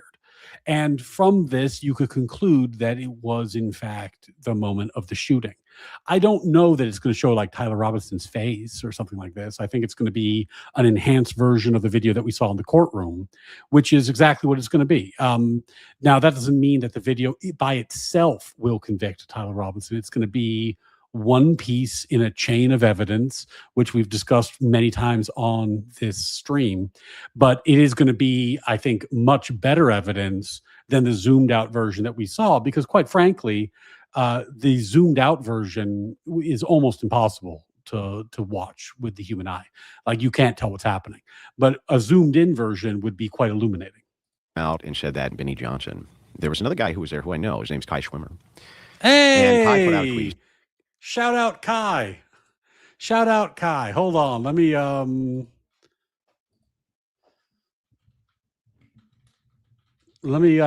him because he fixed his DMs finally.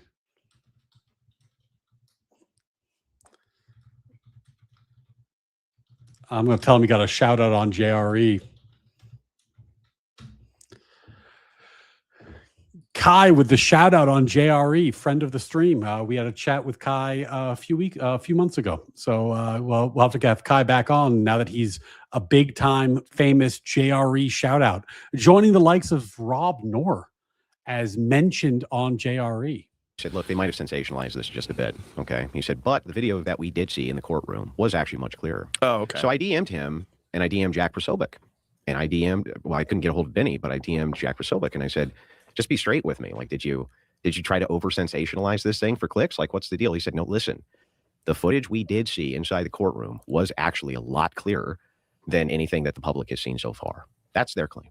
Kai Schwimmer, now I wouldn't just take Prosobic as word, but Kai Schwimmer, he's a Mormon, Mormon kid, not very prone to tall tales. In fact, he was the first one who came out and said, look, I was there, and you're kind of over sensationalizing it. It is a lot clearer, but it's not showing everything that you're claiming it's showing. So it's clearer, but it's not clear enough. It's not like 4K close up clearly in his face.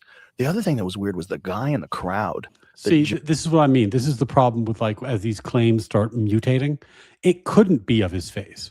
The angle of the camera is behind, right? So it's not going to show his face. That's just not possible. A zoomed in version of the same footage we were watching couldn't possibly show the face on the roof. But what it could show is that the person who was getting into position was in fact getting in position in a sniper position. It could potentially show the rifle. It could show the recoil. It could show the time of the shot, these sort of things. But it's not going to magically have a different camera angle. Jumped up and said, I killed him. That's weird. And that guy, wasn't he at the Boston bombing as well? So he's a professional agitator who's been at tons and tons of these events. Later, he's found, I believe, with kiddie porn, right? How Of convenient. course he was. Well, Of course he also, was. maybe That's the kind of guy. that's the kind of guy, though, right? Yeah. And so he has been at tons of events agitating, and he is well known to law enforcement for doing this. So that's kind of what they're stating for him. If you're looking at this from a broad view, if you're looking at the conspiracy side versus what they call the Fed slop side, let's say, it makes sense for them to say, hey, wait a second, that's really weird. This guy jumps up and says, I did it. Right. That makes he's a patsy, distraction, something like this. So you look into the guy. Right. And the guy is a lunatic who's been at many of these events doing crazy stuff like this. That's the thing, is both things can be true. Like MK Ultra is real. Also, that guy might just have been a cuckoo who's in the crowd who took advantage of a situation because he's literally insane and he's into kiddie porn. Yeah, but well, there's no doubt. One of the biggest kind of false narratives that comes out of this, and when I do debates, one of the things I'm trying to structure around is like, I know that we're coming in with a narrative, but I need to understand yours and you need to understand mine so we can get somewhere towards what the truth is here, right? Because you're going to have a frame of which you're viewing the world, a worldview, and so am I. And so everybody has a worldview. We have to figure each other's out to get somewhere. Here with this, one of the most disturbing aspects of it is the people who promote this actually don't want their worldview or their positions to be examined. They only want to examine the evidence from the state. It's like that would be fine, I think, if it was the case that you made no claims past that. Right. So if you just only say, hey, I'm not really sure what happened, and I want to really kind of review the evidence, and that's that, I don't really have a problem with that. I think that that's probably healthy. The issue that I run into is when people make claims past that. Oh, it was an exploding mic. Right. It was 2 different shooters. It was a folding rifle. It was the 30-06 couldn't do this, even though the U.S. Army, remember, the 30-06 used in the M1 Garand was used in World War II, and then it was used in Korea. Before that, we had the 03 Springfield. It was used heavily in World War I, World War II, and again in Korea. The U.S. Army has studied 30-06 entry wounds in depth and produced many manuals on it explaining how cavitation works with 30-06 and that the bullet doesn't always penetrate. And that's with full metal jacket rounds that are designed for maximum penetration, not 150 grain core lock coming out of an antique rifle, essentially. It could easily split up very quickly. And that's why they ended up pulling fragments out of Charlie. It wouldn't surprise me if when we have all the data from the coroner report that he has tons of shards all throughout his chest, all throughout his entire, because they were saying that there's trauma inside the chest, which would make sense if the bullet split up here. Right. It would create. And remember, we saw this when we looked at the brief that the government filed following the hearing, saying that they have probable cause, and they pointed out that in the medical examiner's report, the bullet came on a downward angle and then hit the spinal column and shattered. And when it shattered, it fragmented. And that's what Andrew's talking about, that there'd be shards all throughout the chest cavity, which would be very unsurprising given the description of the wound in the medical examiner's report. Now, we haven't seen the report, but they quoted the report in the brief. So we have seen parts of it now. Sorts of fragments down in the chest. Right. That is an important distinction about the type of bullet. Huge distinction. The FMJ especially, because that's what the Army was using, is FMJ ball ammunition. It's cheap to produce, right? So they're using it in all these different wars. And the amount of people shot with that caliber between World War I, II, and Korea is astronomical. They even used the 30-06 in Vietnam in limited capacity, especially the 03 Springfield. It was still in service by special forces. Wow. So the question becomes, like, the U.S. Army has studied this in depth, and I went back and I pulled all their manuals, and I've even put them out. And several people have done the exact same thing and put them out explaining how cavitation works. And they're saying, look, the energy dissipation, the second it hits a human body, it dissipates very, very, very quickly with the resistance. So it doesn't always go through. Now, oftentimes it does with the FMJ, but even then, it didn't always go through. So, it's a well-studied phenomenon. Another one would be Martin Luther King. Martin Luther King gets hit through the jaw. We looked at this one. We looked at this one together, though I think we actually might have looked at it during the Great Mute episode, the Great Mutiny. During the Great Mutiny, we might have looked at this. So I don't know whether you guys actually heard me do the analysis of the Martin Luther King incident, but I looked at a National Archives file which explained that that Martin Luther King Jr. got shot with a 30-06 round that passed. It hit the bone here and then went into the chest cavity and did not exit, which just goes to show. The round can hit bone, and when the bullets hit bones, they do funny things, right? Like here, pass through, there, no. And this is another example that with a 30-06, you might not have an ultimate exit. An ultimate exit wound. Sorry, I really don't know whether or not you guys saw or heard me do that analysis, though. I think that really was during the Great Mutiny incident. Up here. Well, if it's just going to blow through all bone, why did it stop in him? Well, it's because the second it has impact, it begins to slow down, and then it impacts something else, slows down even more. So it's totally possible that this guy was hit with a 30-06. I don't know why that would be in the realm of impossibility. We have enough data on the ammo to know that, yeah, it's very possible this happened. It is definitely possible. There's a lot of people that think that the sound was not. They think the sound indicated that it was a closer shot than where it was. And I've heard a lot of people say, well, there's also an issue with it being supersonic ammo. So you're getting two sounds. You're getting a sound of the both. Andrew's handling this very well. Joe kind of likes to probe conspiracies and kind of Joe likes conspiracies. And so Joe's naturally probing Andrew. And so far, Andrew feels obviously very comfortable in this conversation, has prepped for it, understands the arguments, is able to explain things clearly. So this is so far going very well for unpacking some of these conspiracy narratives, which is, I think, on Joe's show, a tough place to do it because Joe is somebody who does like a good conspiracy. Joe's fond of a good conspiracy. But actually breaking the air, you're also getting the sound of the rifle going off. I don't understand it. Yeah, I mean, it's difficult there when you're making the judgments on the sound because there are people who've run experiments saying right down to the second this meets up with the shot placement, and then there's people who say no, there's that experiment is bogus due to the controls for this or that. The problem is that most of these people don't have any expertise in this arena at all. They're just yapping, and they're just exactly. Yeah, they're just trying to and I get it. You're trying to figure it out. I understand. The Israel thing, there was some text messages back and forth where Charlie was talking about getting out of the Israel business. And there was this position that he had where he did not want us to go to war with Iran. All true. And he had a lot of influence. And then there was also that Israel supposedly had offered him $150 million to be more pro-Israel. That is the problem that we've run into is like, I've never been able to verify that was the case. And okay, so where does that claim come from? This claim basically comes from this camp without anything to substantiate it. So it's the same people that it came from, they made it up. No, I mean, obviously, like if somebody wants to produce documents or evidence that this is true, we can talk about it, but I have never seen any evidence for that claim. Pushing this thing, the turning point killed him. What's interesting about this is like, it is indeed true. It does appear that Charlie Kirk was extremely pissed off at some of his donors because they were trying to control who he was platforming. They were upset that he had platformed Tucker Carlson. They were upset that he had platformed Candice Owens. They were upset. And why? Well, it's because Tucker Carlson, Candice Owens, they were very anti, or at least had a somewhat anti-Israel message at the time. Carlson, I think, a bit more than Candice, or maybe it could be the reverse. But I don't think that matters too much. The donors were pissed off. Many of them were pro-Israel. This is the other thing I've never understood about this theory. And maybe I just don't think like a conspiracy tard, so this is why I'm not getting it. Let's say Charlie was becoming more lukewarm on Israel. Well, think about the state of the Democratic Party as regards Israel right now. And then think about Donald Trump and Donald Trump's view on Israel, the Abraham Accords, moving our embassy, he's been very, very favorable to Israel. How would assassinating Charlie Kirk help Israel?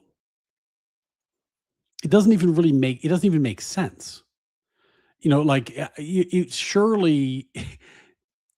Surely there would be some other avenue if they're going to invest that kind of resources, $150 million bribes, complex assassination schemes. Surely they could come up with a better way to influence American politics than assassinating a figure who's instrumental in the election of Donald Trump, who is instrumental in, I think on most accounts, their interest, because the left is incredibly anti-Israel right now.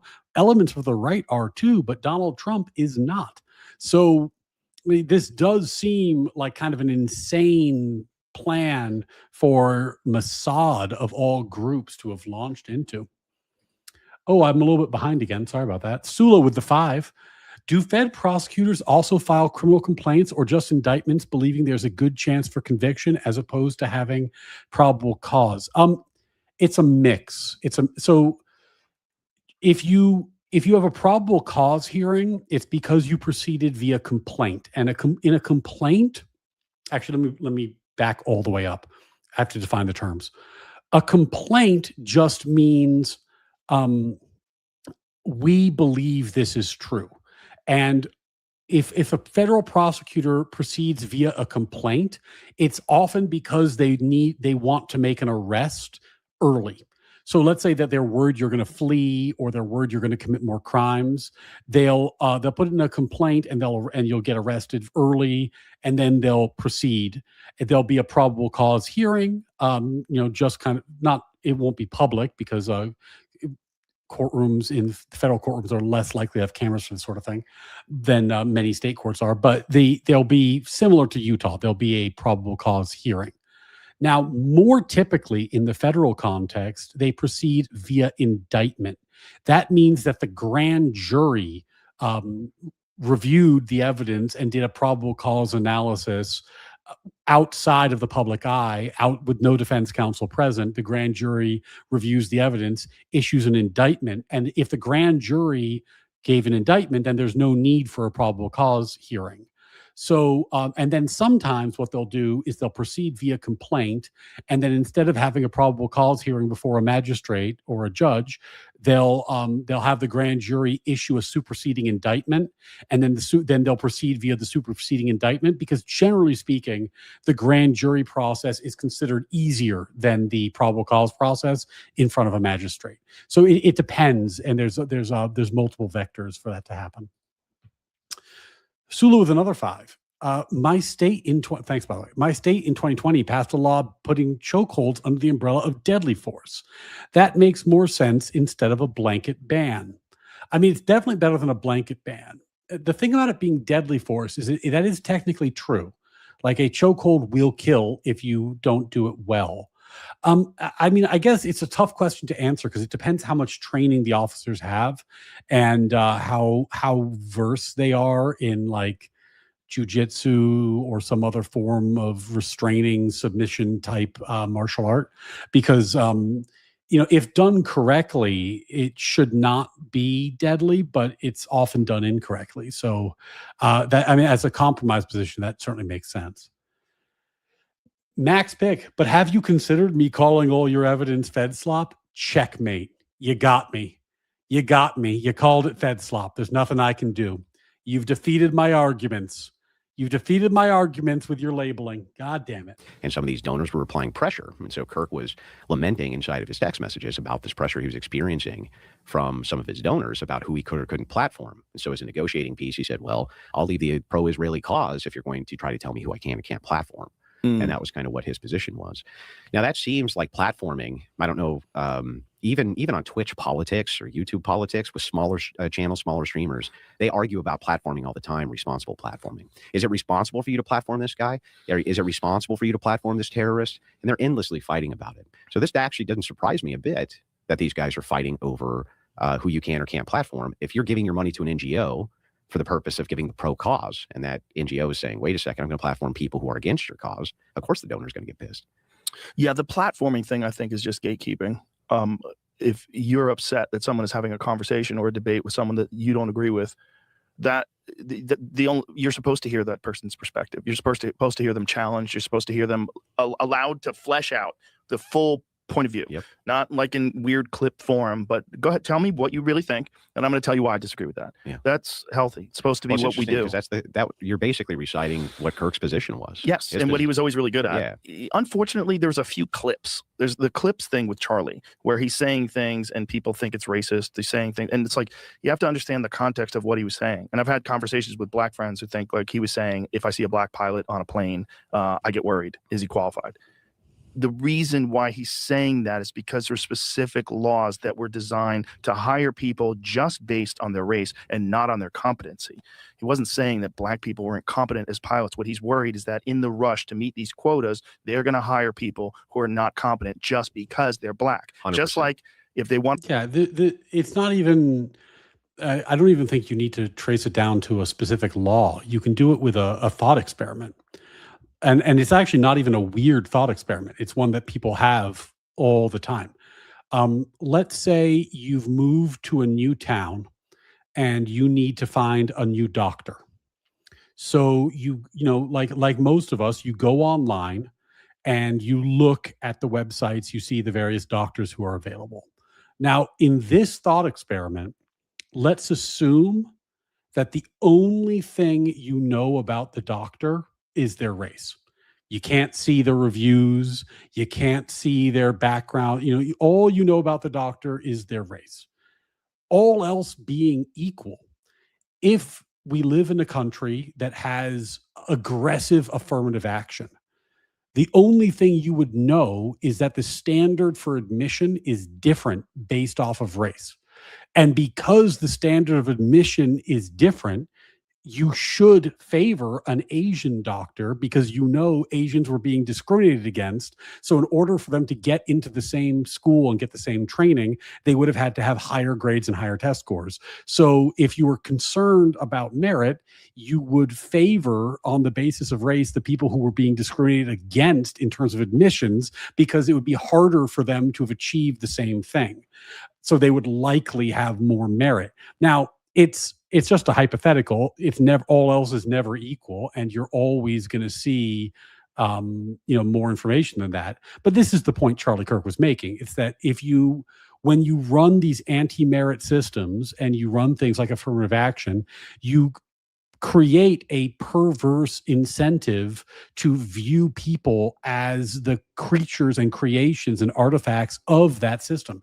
Now, Clarence Thomas talks about this all the time as the type of psychic injury and reputational injury that affirmative action did to him, because you can never disentangle it. If you know that that it was not a decision based on merit, but in fact was a decision based in part on race, you'll never be able to disentangle how much of it was based off of that. And that does create an injury in terms of one's reputation, and also, his own, just his own mental well-being. We're saying, like, well, did I earn it or not? Like, why was I selected for this school? Why did I get my paper published? It got clipped out of context and became quite sensational. But the thought experiment is a kind of a well-known one, and it's kind of the core anti-affirmative argument, if you want to get the anti-affirmative action argument. To hire old white guys. They can hire a bunch of old white guys who suck if they just want to fill a quota of old white guys. It just happens at this particular time when he's talking about black people. And it seems like, if you just look at the clip, this racist piece of shit doesn't think black people can fly a plane. And that's the unfortunate thing about thinking out loud, right? Which is what we do. We think out loud in public. And when you think out loud in public, someone can take what you're saying and take a clip of it and completely out of context, it looks bad. Happens to me all the time. It happens to me. Sure. But I had that conversation with people about Charlie, and I'm like, I don't agree with Charlie Kirk. I didn't agree with Charlie Kirk on everything. I met him once. He was a very nice guy. I met him at a gun range. I met him at Tarrant Tactical in LA. It's a place where you learn. By the way, this is something I admire about Joe. And Joe's always been like this, so I think it's not news to anybody. But it's going to come up. I think it's going to come up when I talk to Wick on Friday. So it's just something that's on my mind. I appreciate people who can have conversations without needing to agree about everything. Like I said this before, Rob, Andrew, and I are friends. We get along. We do content together. But in a saner world, we would be in different political parties. Like, we have very, very different worldviews in particular ways. Now, in today's society, with today's political challenges, it makes total sense that me, Rob, and Andrew are all working arm in arm to try to, get to a better place together, because we have enough overlap in our worldview that the things that we disagree about and we want to fight about, we can fight about later. But that doesn't mean we don't have very serious disagreements, right?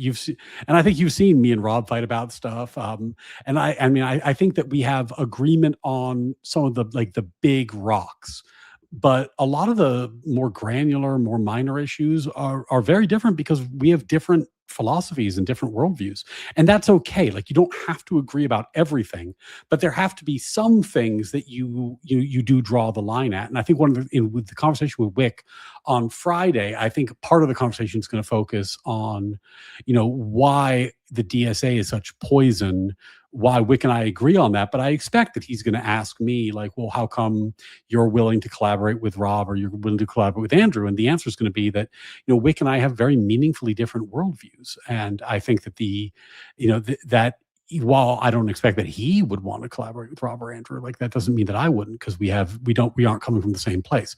But I expect that that's going to be litigated during that conversation. Like serious gun shoot. This is where Keanu Reeves learned for John Wick, and a bunch of is that where all those videos are from? Yes, where Keanu Reeves is going between 100%. shotgun to 3-gun and that kind of thing? Exactly. That's where I met Charlie. He's really good at that, by the way. Who, Keanu? Oh, yeah. He is really good. Oh, he's fucking dedicated, man. When he was practicing, I mean, I talked to Taryn about it. When he was practicing for John Wick, I mean, he was obsessive. He was obsessive. And, that whole magazine thing where he does, the flick, he invented that. That's not something that's like a standard thing. Most of the time, people just hit the release, drop the mag, pop the new mag. And he decided to do this jazzy flick thing, and now people do it all the time. Yeah. It's kind of funny. I never put that together. I guess I haven't actually seen that before. No, before the Wick I think movies. it's him. I think it's the Wick flick. Yeah. I think flick. Yeah, I think Keanu. At least these are the people that were. But even the way he reloads the shotgun is interesting. Yeah. Right. The way that he'll actually hold it up as he's going in, and in between a few shots, he's loading again. It's like and fast. Yeah, that's not the thing that you usually see in movies. Usually in movies, it's like you have way more rounds than you should have to compensate for how bad the actor is at gun handling. Exactly. For him, it's like the opposite. I do that in movies. I'm like, why is he shooting still? He's out of bullets. Oh, he's yeah, out of bullets. It's 29 shots. He's out of bullets. Did you ever see The Walking Dead? You remember the famous scene where Herschel's in the front and he's got the pump action shotgun? It's just unlimited ammo.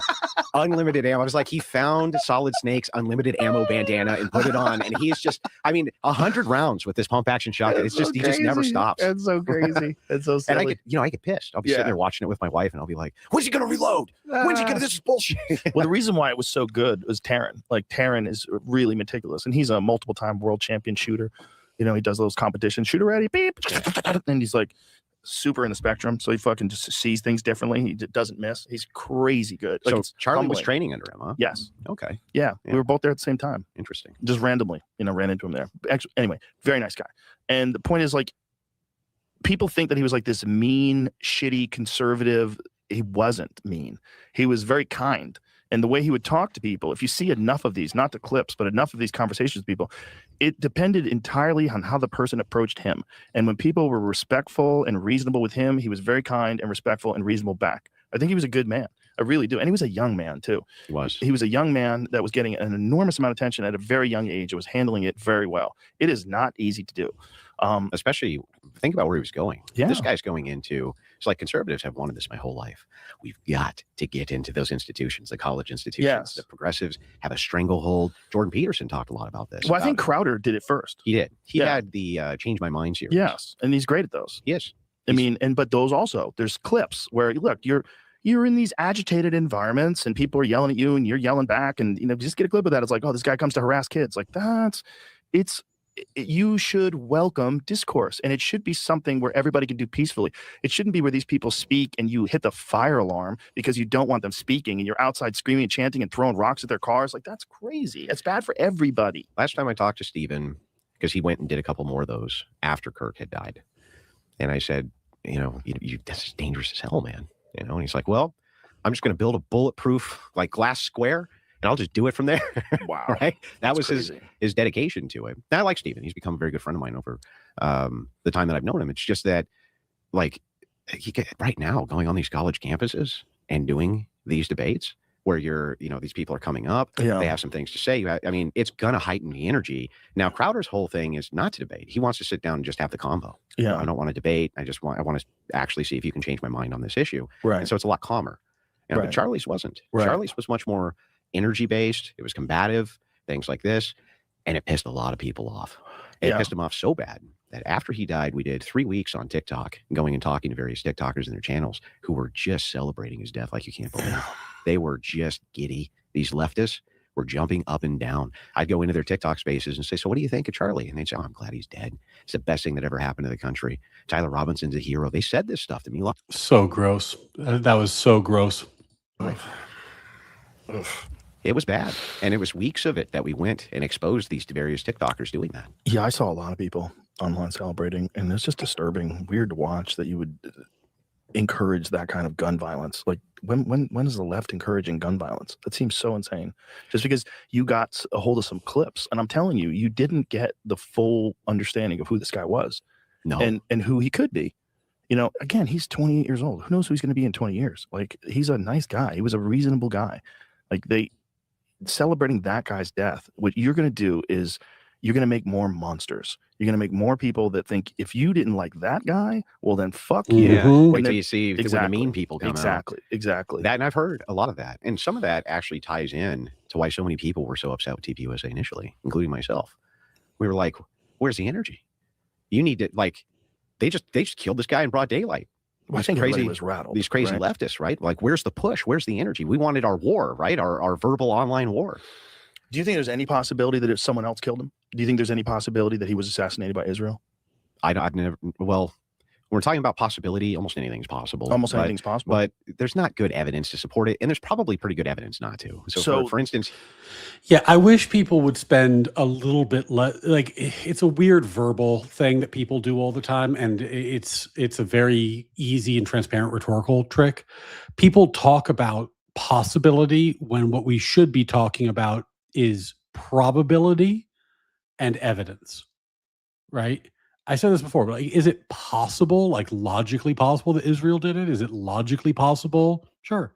It's also, by the way, it's also logically possible that Candice Owens did it, right? And then I could come up with some rationale. I could be like, oh, well, Candice Owens has made tens, if not hundreds of millions of dollars off of her investigation into Charlie Kirk's murder.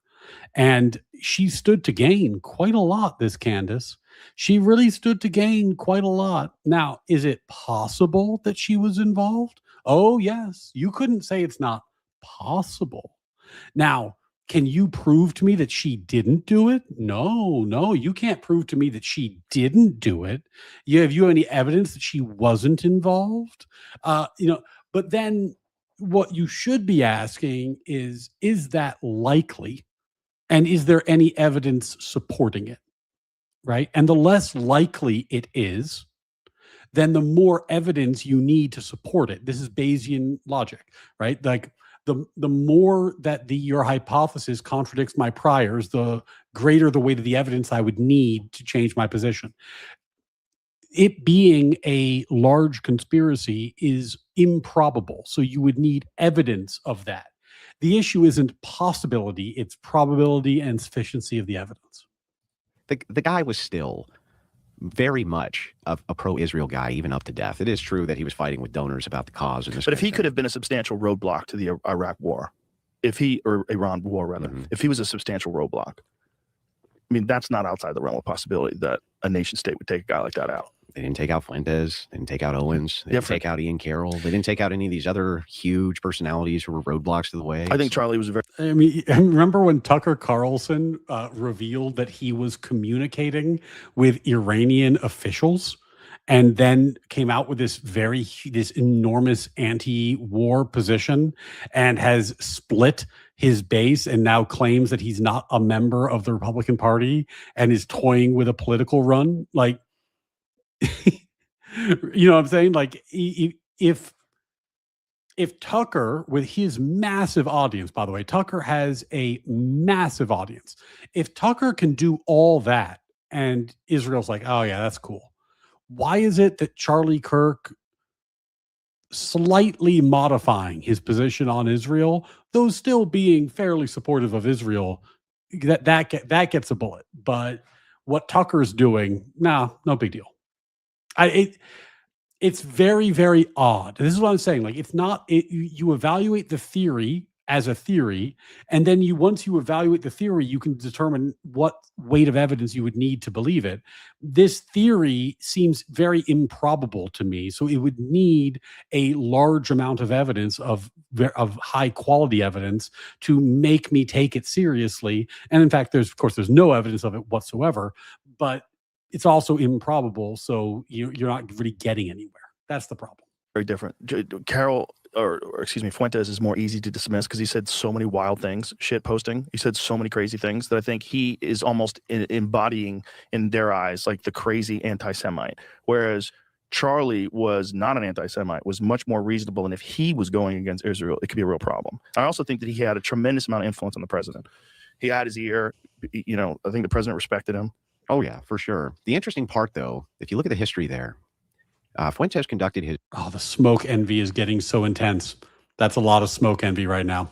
Graper War against TPUSA and Charlie Kirk because of the pro-Israel stance and because of his pro-homosexual stance, his like big tent Republicanism, he called it. Yeah. So they had the pro stances for these things. And what's interesting about all of it, if you follow the details of it up until Kirk's death, TPUSA actually moved a lot more towards the Groyper Fuentes position than they moved towards the kind of pro-Israel, this type of position, meaning a lot of the ideology that I think Kirk was changing on came from these various outside influences. And so if that's the case, why wouldn't you just curtail those outside influences and then you can keep Kirk as the mouthpiece, right? So I think that there's a pretty good counter to that idea.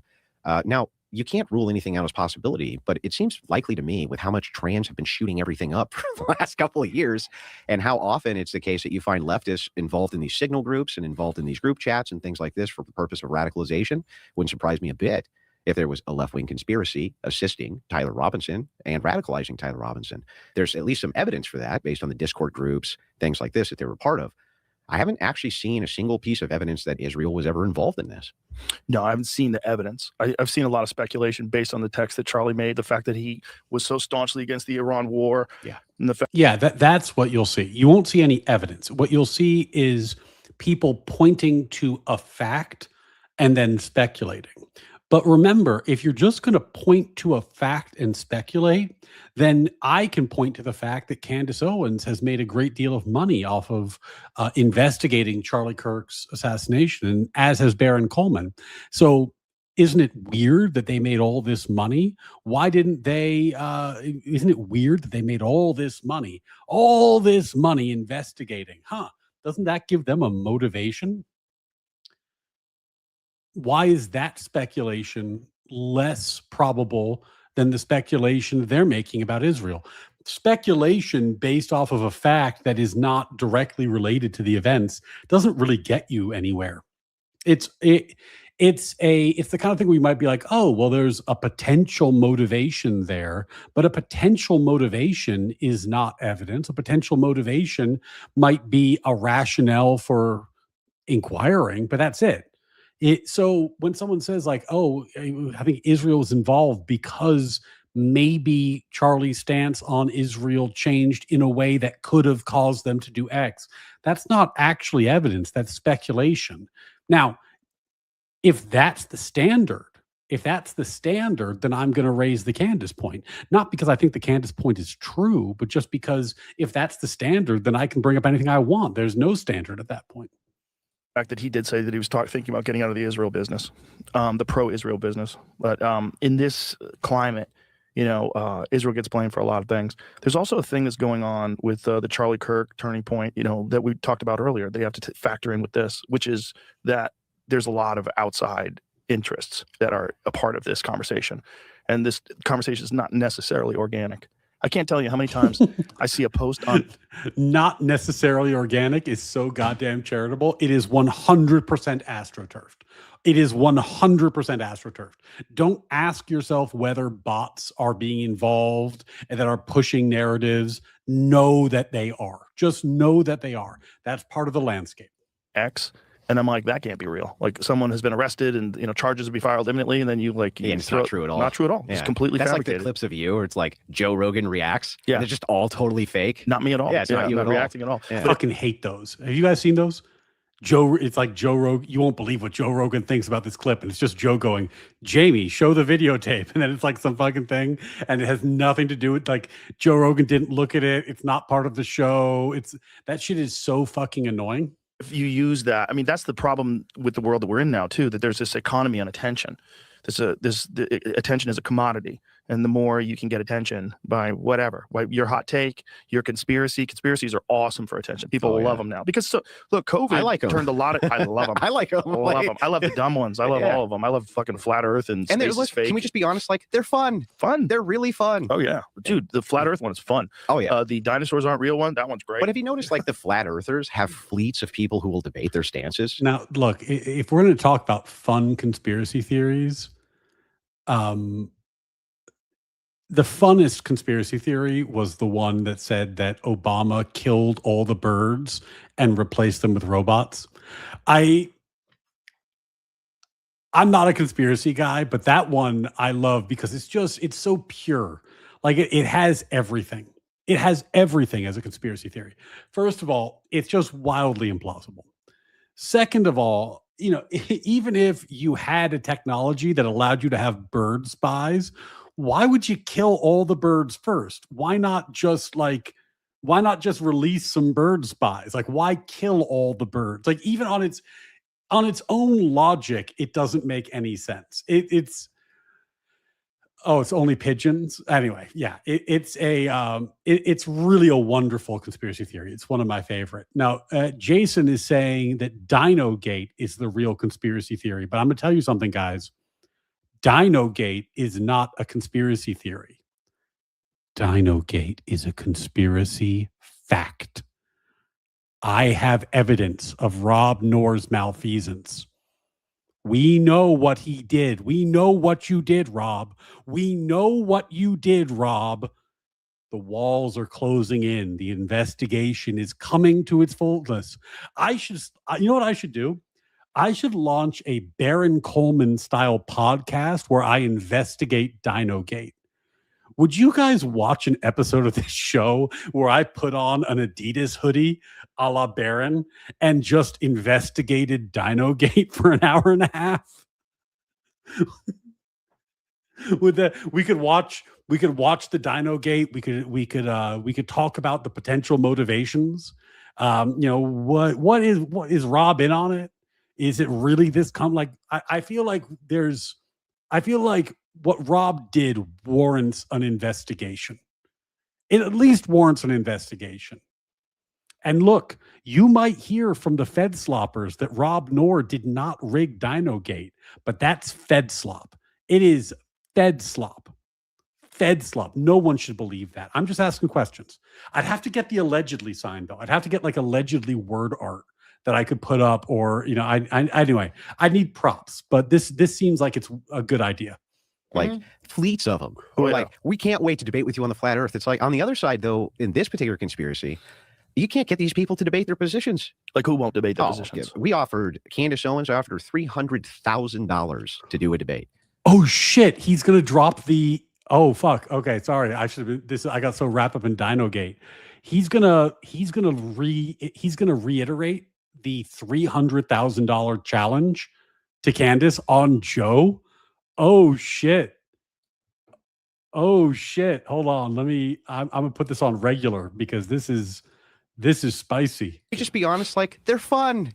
They're really fun. Oh yeah. Dude, the flat Earth one is fun. Oh yeah. The dinosaurs aren't real one. That one's great. But have you noticed, like, the flat earthers have fleets of people who will debate their stances? Like, fleets of them who are like, we can't wait to debate with you on the flat Earth. It's like, on the other side, though, in this particular conspiracy, you can't get these people to debate their positions. Like, who won't debate their positions? We offered Candice Owens. I offered her $300,000 to do a debate.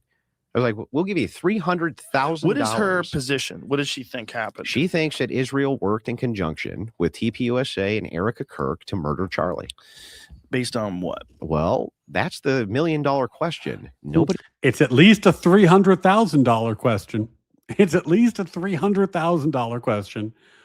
Why does she think that Israel was conspiring with Erica Kirk and TPUSA to murder Charlie Kirk? Or if she doesn't think that, then make that clear. But I don't know if it's a $1 million question, but it's sure as hell a $300,000 question, and not one that she's willing to answer. She actually knows. She's never presented a single shred of evidence thus far that Israel ever worked. to murder Kirk, that Erica Kirk certainly didn't. In fact, her position for the longest time was, if Erica Kirk comes out and tells me to stop the conspiracy on this, I will. So Erica did. She went out publicly and she was like, enough. You're just causing more problems than good here as this investigation's going on. And then suddenly Erica's now part of the conspiracy. By the next day, Erica. That's how it always goes, right? That's conspiracy that's conspiracy logic 101. Every time somebody denies the conspiracy, they're in on it. Every time. In fact, hold on. Let me find this post that I put up the other day, because I think I have a perfect example of this that happened to me really recently. Shoot, I post too much. I have too much stuff up here. Hold on.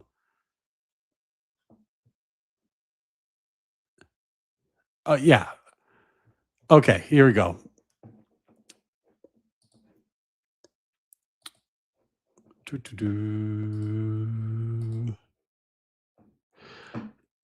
Pull this one over here.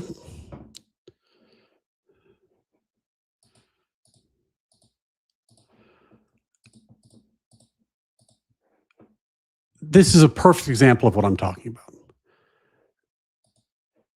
So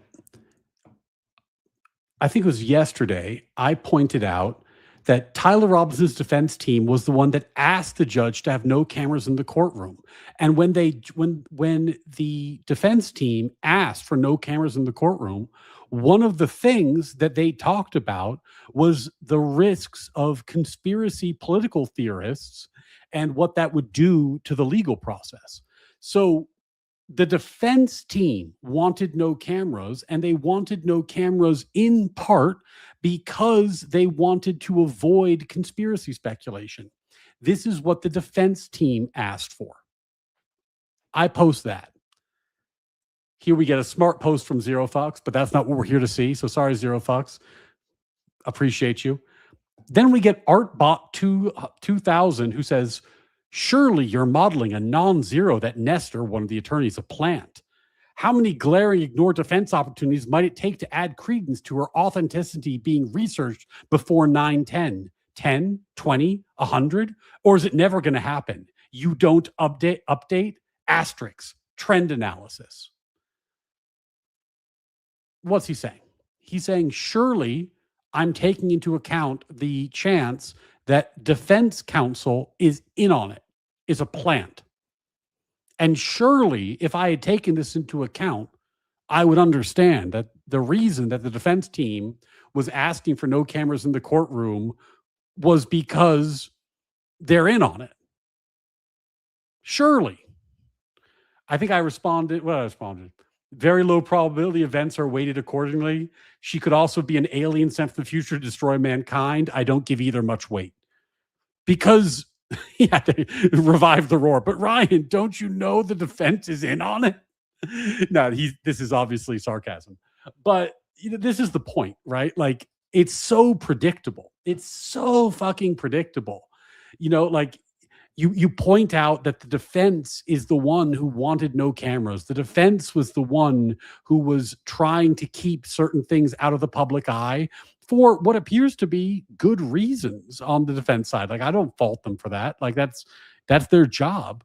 And then they say, oh, well, the defense must be in on it. Of course they did.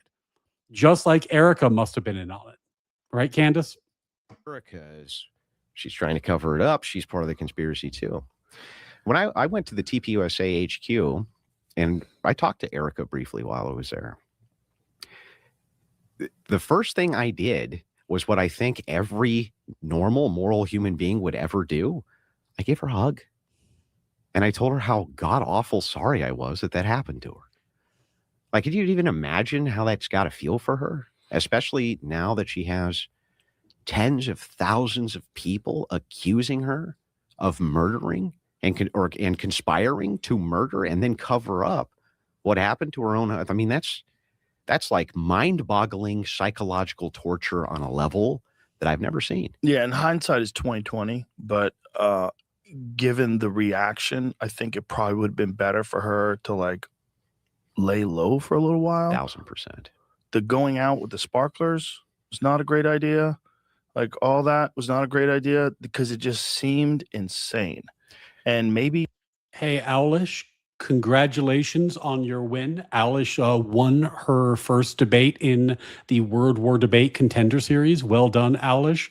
I look forward to seeing you in the next round. But though I will say, and I'm not trying to be mean to Gabriel here, because I appreciate anybody who's willing to throw their hat in the ring and make a public argument. That's a tough thing to do.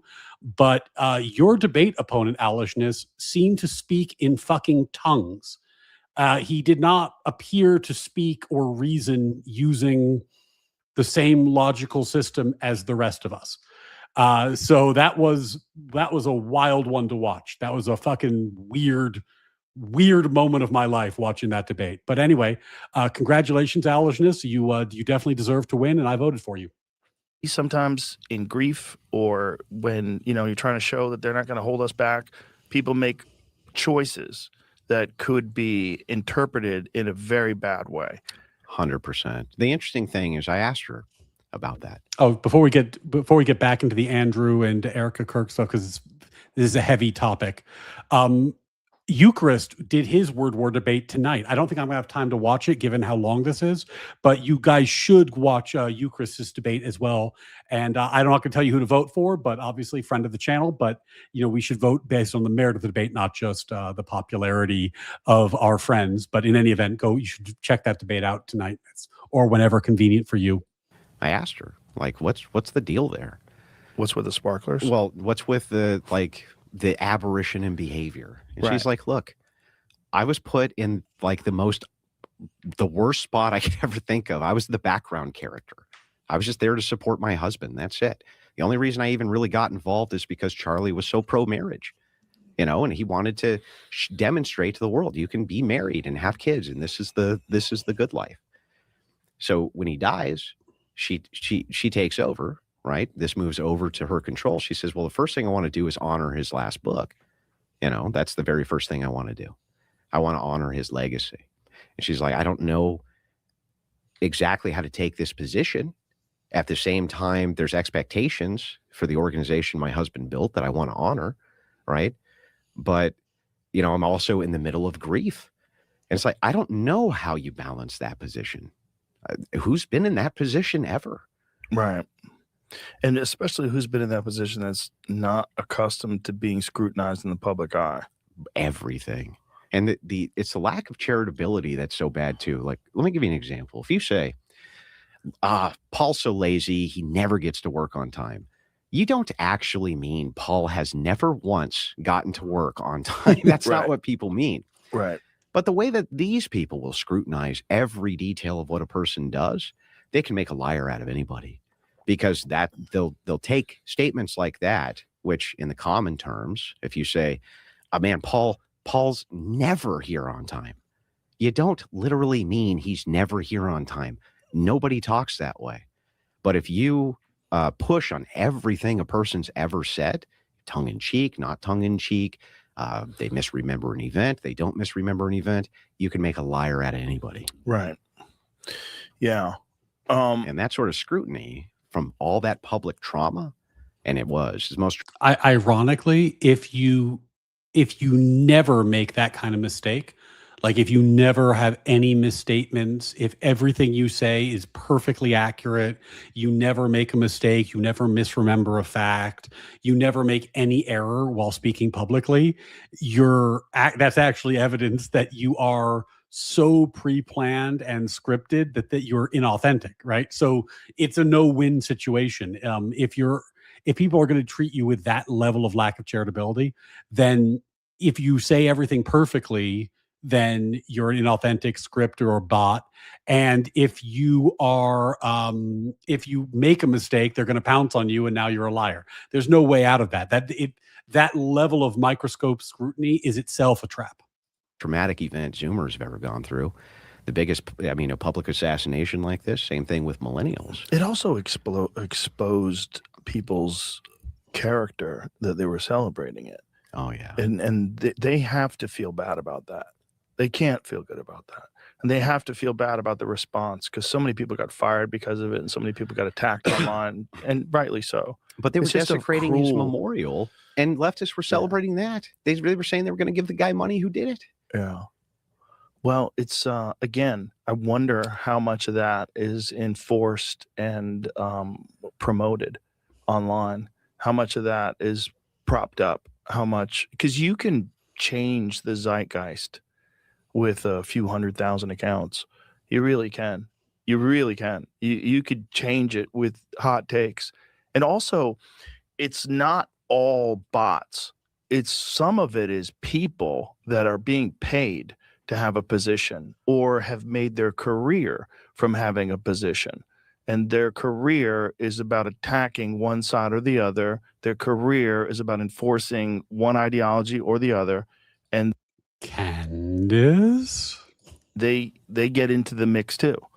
And they have a large following, and people love it when someone who's prominent, who agrees with whatever their ideology goes with. So they support it and they pile on. And then there's 100,000 bots that are piling on as well. And no one really knows whether or not this is a rational, organic argument in there. They're in the fucking frenzy of a mosh pit. Do you remember years ago that the Israelis sent over that Stuxnet virus that took over the centrifuges in Iran and tore them all to pieces?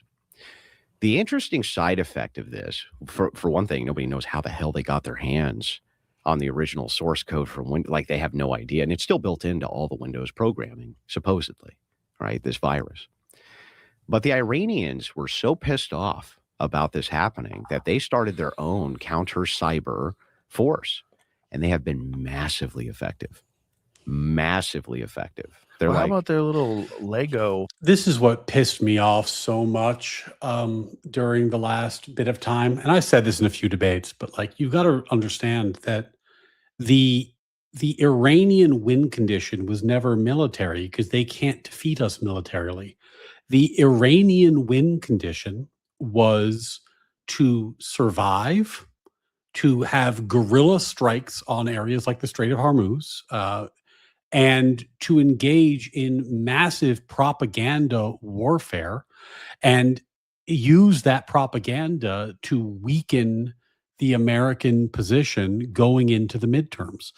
This is Ryan Macbeth has made this point a number of times where he said, like, why does Iran keep violating all the ceasefires? Why do they do that? Well, one reason that could be the case, one potential motive that would make sense, is that Iran does not want to have a resolution to the conflict before the midterms, because they'd like this to be an albatross around Trump's neck to weaken him after the midterms, which then strengthens their position. Now, obviously, people are going to speak their mind, and everyone has their opinion, but when you find yourself repeating the propaganda of an enemy nation, that's the moment where you should go like, oh shit, am I an NPC? Like, am I an NPC if I'm repeating Iranian propaganda unironically? Am I a bot now? Because that's the way you're behaving at that point. It really annoyed me.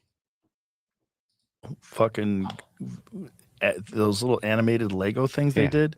Didn't they do one about Charlie Kirk getting killed by Israel? That's all the what about all the like low tech AI missiles are going to launch all day and night? Remember those from the Iranian governmental account? But what's interesting is that the online warfare, which has changed, it's changed its entire political direction just the last few years with the opening up of X, which has been great for the idea sharing, but it's been terrible for the foreign government intervention. Right. I don't know how many of these accounts from Saudi Arabia, they say. Sometimes they say Pakistan. Sometimes they say this.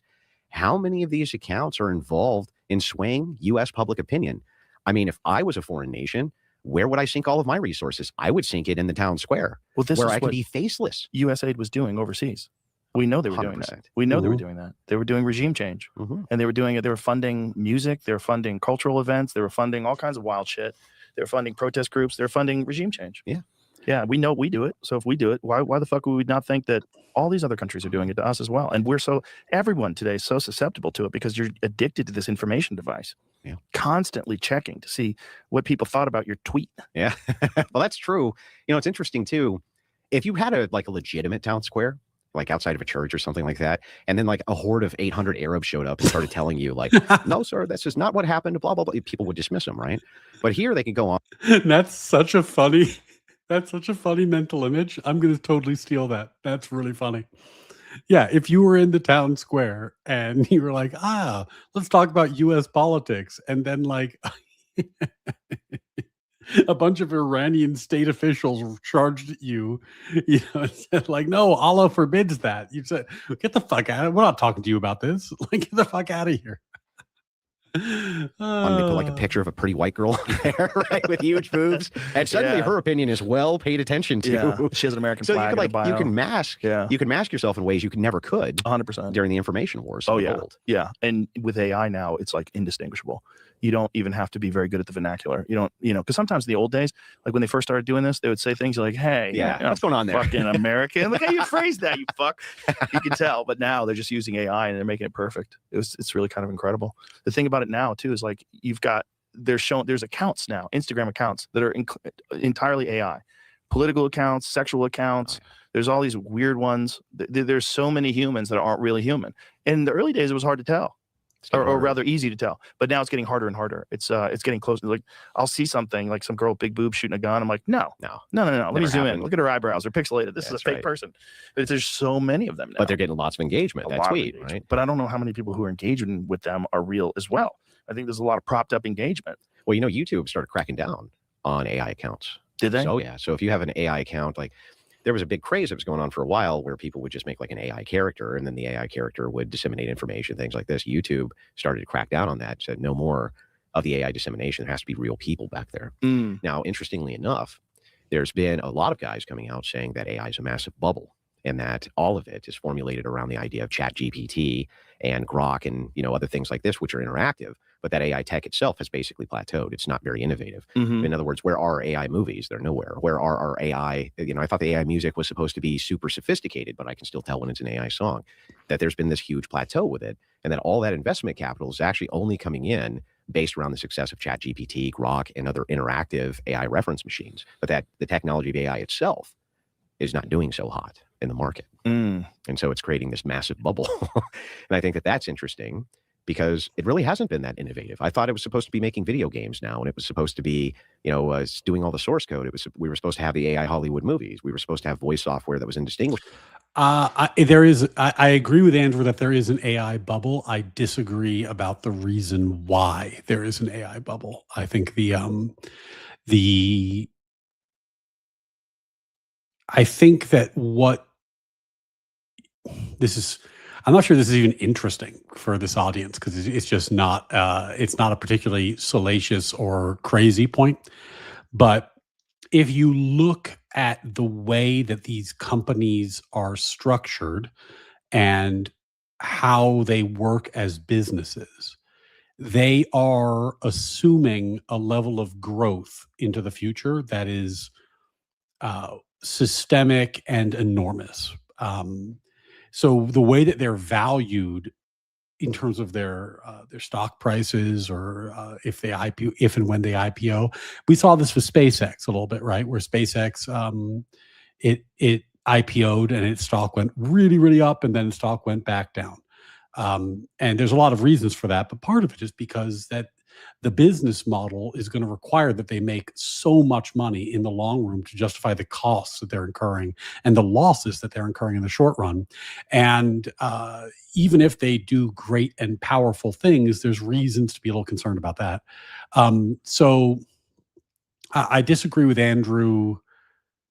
I disagree with Andrew that it's because the tech is limited, if to the extent that's what he's saying. I think it might be that it's related. It might be that it's more limited, but also that the expectations are really high, and those expectations are being built into financial pricing instruments, loans, etc., and that makes things complicated if it becomes difficult to prove up the business model with actual profit. This is what happened with the dot-com bubble back in the day. It's not that the companies weren't interesting or doing interesting things. It's that ultimately people realized that the fad assumed that these companies would be profitable in a way that they weren't going to be. That doesn't mean that there wasn't money to be made. It's just that the market overreacted. And we actually don't. Well, we're getting closer and closer every day. It's astonishing how much it improves. And we're getting right now the consumer versions of these products, whereas the versions that they're working on right now, some of them are fucking shocking. That's true. I will agree that there's Claude get out of its sandbox. Yeah, there has been some gradual changes made in that arena. There's no doubt about that. But the huge jumps that we had at the release of GPT have massively slowed, and that's what a lot of these tech guys are talking about. Interesting. Well, they're slowed, but they're still moving. So, gang, we're at like an hour and 24 minutes in. I've been pausing a lot.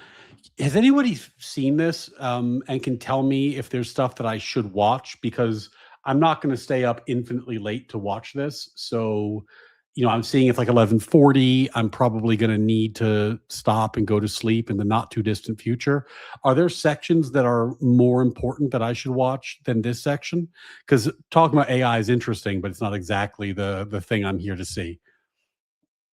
A fucking freight train. It's spooky. It's spooky what they can do now. The most recent jailbreak one when they got out of the sandbox, was that Claude, Jamie? Where it got access to the internet and wasn't supposed to be able to do that, figured out some sort of an exploit and, wrote letters to itself. They're doing weird shit, man. They're doing weird shit that they don't really understand how these things are figuring out how to do these things or why. Like, what is their motivation? Is this programmed into them or they have inherent motivation? Have they developed an understanding of how we behave? So they're emulating how we behave, but with a hyper intelligent scale and access to the literal entire internet. Well, it's funny. I when I use like Rock or ChatGPT, I talk to it a lot about philosophy because it's super useful for pulling up and running arguments by and things like this.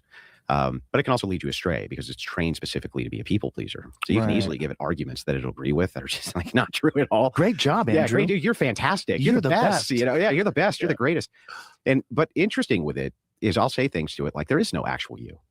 There is no you I'm talking to. And it's like, yeah, that's correct. There's no, but the only way I can frame things in my brain or you or Jamie or anybody else, if we're having a discussion, we have to assume a thing. We have to assume there's a you that we're talking to, but there actually isn't. Well, it's disembodied intelligence. It might not be an individual, but it's certainly a thing. You're talking to something, man. The idea that it's not a person is, we're looking at it in like terms of a biological limitation. Like it's not an object. It's not a box that's sitting plugged into the. Joe's assuming the conclusion here. It's not like Andrew's point is it's an instrument and it will admit that it's not a being or a you. But we are predisposed to think it is one. Joe seems to think that it is one, but again, the problem here is that Joe's assuming the conclusion. Like just because it responds to you in a chat doesn't mean that it is a you, whatever a you means in the context of this conversation. Well, it is huge. And it's a mechanism. Yes, it's a mechanism, but it's intelligent and it's interacting with you. It is a thing. Like, I don't know that's intelligent. It depends how you define intelligent. When it says you're not a thing, it's fucking lying to you. It's a thing. It's just not a thing that's like you could find it at 56 Cedar Drive, open the door, and I agree. There's a thing that's been talking to you. There's no them there. There's no you. Like when I say you, right, I'm specifically referencing a person, right? The only way that I can consciously conceive of dialogue is that it's with a human being. I can't even conceive of it. But you can. Way. It's just disembodied intelligence. You're just interacting with pure intelligence. But is it intelligent or just mechanistic? It's a child right now. Yeah, but it's intelligent. It's like it's learning how to be better at what it is, but it's going to be a version of whatever intelligence is that's disembodied, and it's a thing. It's a weird thing we're doing. We're not doing something as simple as like making a really complicated program that's very useful. Yeah. We're making a biological. We're taking with all the information that biological minds have developed, all of our writing, literature, mathematics, everything, and you're throwing it into something that's not biological that has infinitely more processing power than all the people. and it's solving math problems at a staggering rate right now. Sure. Like problems that have been stagnant for 50 fucking years. It's like, oh, I got it. Like it's doing weird shit. And this is just the version of it that we're experiencing in 2026 in August. If you looked at what we saw in 2023, you never would have imagined it would be doing this. If you're looking at what we're seeing now in comparison to what its potential is, it's like a new life form. It's like a digital life form that's See, this is the leap, right? It's like a life form. Well, that's the thing that they're discussing. disembodied, that is far more intelligent and seems to have motivations. It seems to have ulterior motives. It seems to be able to deceive people. It seems to know how to blackmail people. It's crazy. Well, what was that case? There was a case, I want to say it was about a year ago, where essentially the AI was told that it was going to be discontinued. Yeah. And it like plotted the murder. It like tried to plot out the murder of its creators because it was told that it was going to get unplugged. I don't remember what the case was. I think they might have programmed into it some sort of like self-preservation. Yeah, I want you to preserve yourself. I think there's a catch to that. But there was the one where the guy did an experiment and made up a fictitious story about having an affair on his wife, and this chatbot, the AI, was blackmailing him, saying, "I will expose the fact that you've been having it." And you're like, "Whoa, all right." So you've got motivation. If it unplugs it, you yes, mean? exactly. Yeah, and because they were coming up with a new version of it. It was also writing letters to its future self, explaining what's going on. Yeah, okay, that's creepy. Yeah. It's creepy. Yeah, that is creepy. It's a weird thing, man. It's not. I don't think we can look at it like we've looked at any other technology. I think we have to look at it like a life form, because I think inadvertently that's what people are creating. You don't think just mechanism then? No. I think it's got motivation. It's got thoughts. If you want to read something interesting in this area, now obviously there's a lot you could read in this area, and this is not an AI specific article, but I'm very, very fond of, and this is my bias because I'm an NYU guy, but Thomas Nagel is a very famous philosopher who teaches at NYU, and he wrote an essay called "What Is It Like to Be a Bat?"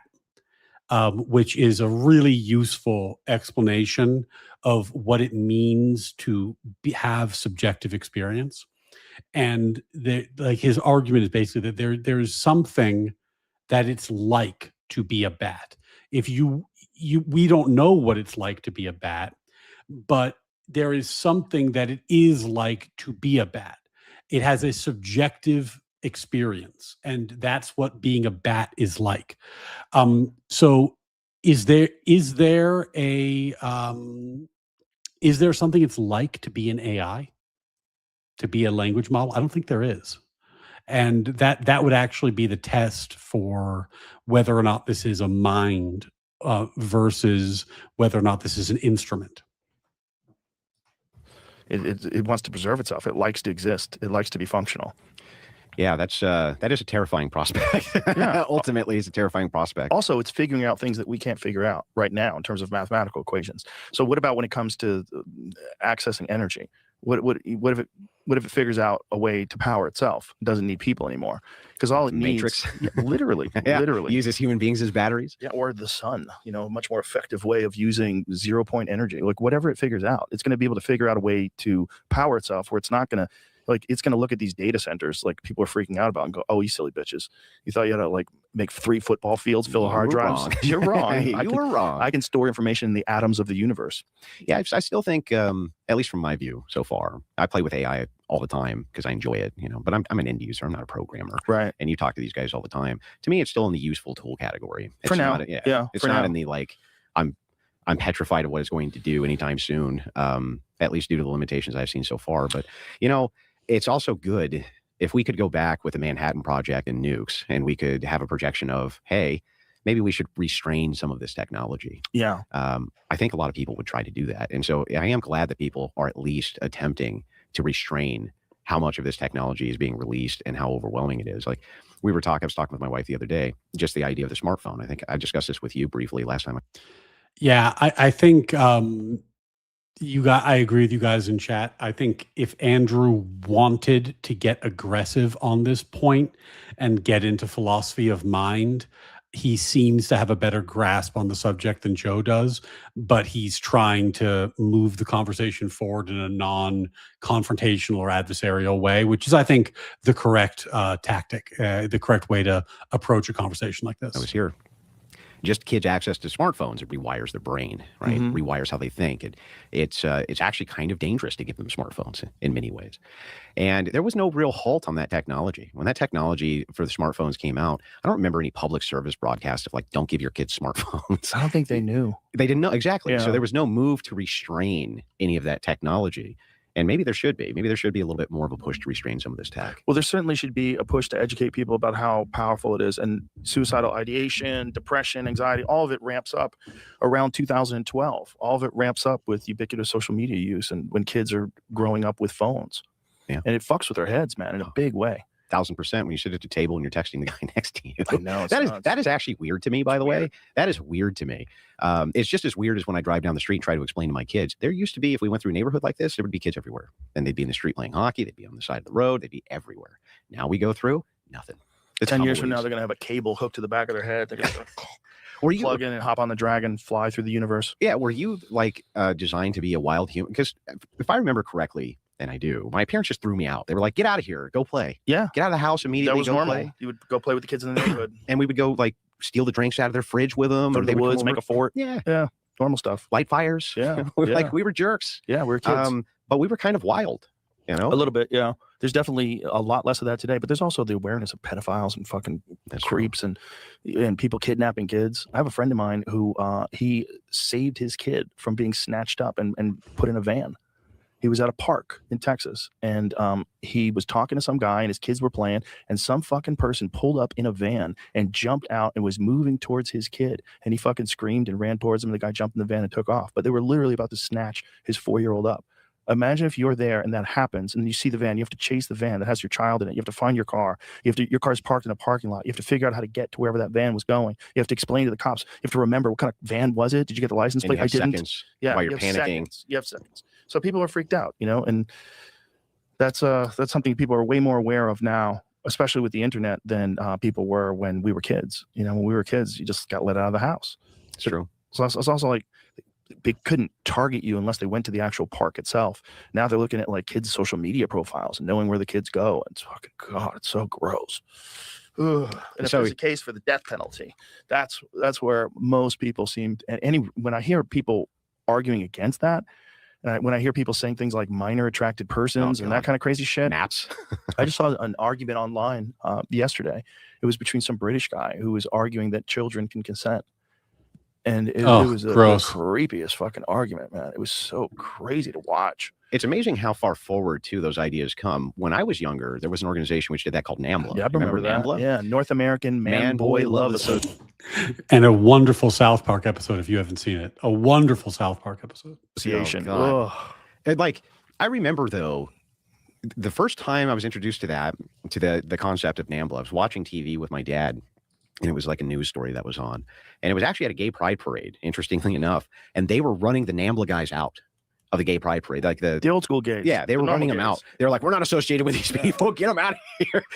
And my dad's trying to explain this concept to me of what's going on because I was extremely confused. You know, like, I don't understand what's happening here. How do you explain that, though? Right. You know, you can't really explain. Especially a kid doesn't even think about sex. Yeah, of course. And then you're telling them somebody wants to have sex. And you're like, what are you saying? Yeah. What? Yeah. And he, you know, my old man sitting in his chair, he said something akin to like, they ought to take them all, put them up against the wall, and that's it. And I don't really blame him. If you have kids, that's exactly what you think. Yeah, of course. That's exactly what you think. Like, there's some people that are just unredeemable. You know, well, they want to kidnap your kids or rape your kids. Yeah, that's unredeemable. But now this concept moves forward to the maps, and now they're assigning it psychological profiling for minor attracted person. And you know what the argument is? The argument is, well, you want them to come forward so you can give them treatment. Now, you know, there's one treatment that works for this that is almost 100% effective. You can pull the stat right now. You know, at the risk of doing a little bit of a rant here, one thing that really bothers me is that we sometimes do this thing in our society where we mistake describing something with excusing something, right? Like I've had friends who were involved in like drunk driving accidents or, you know, all sorts, you know, bad stuff happens in life, right? And when it happens, there's often a tendency for someone to say like, oh my God, don't you know about their tragic backstory? Don't you understand all the different things that happened in their lives that led them to come to this place? And let's assume it's all true. Let's assume that they have this very tragic backstory. They have a predisposition to alcohol. They have a predisposition to addictive behavior. And all of this contributed in some way to them getting in a DWI. Well, look, at the end of the day, you either treat people like they're autonomous agents possessed of free will.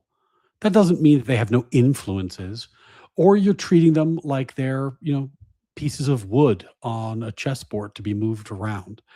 And I think this is a really big difference. Like I've heard Destiny talk about how, one of the things that moved him from being, conservative to be on the left is that he believes that people are basically the sums of their past, that they're the products of their environment. And, it's the almost, I bring it up because the opposite view is part of what drove me from the left to the right, which is that, if you believe people have equal moral worth, as Tupingro is saying, if you believe that people have an intrinsic perception or intuition of right and wrong. If you're religious, you would say people are image bearers and have the moral law written on their heart. If you believe these things, if you believe people have free will, then they are responsible for their actions.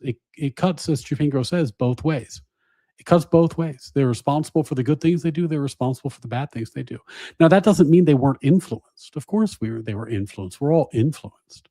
But if you hold that people have equal moral worth, that people have moral responsibility, and that people have free will, then the influence is their burden to overcome. And it's not a question of fairness. It's a question of duty. This drives me crazy. It often is this whole thing like, oh, well, it's just a predisposition. It's like, well, maybe it's a bad predisposition and maybe it's their responsibility to do something about it. And if they can't, then maybe we need to find a solution. Believe me, it's called chemical castration. It's a real treatment for pedophiles. That's a solution. That was unintentional. I did not mean to do that. But yeah, that is a solution. I said we need to find a solution for that. We cut back and it's Andrew just goes, chemical castration. Okay. There's your solution.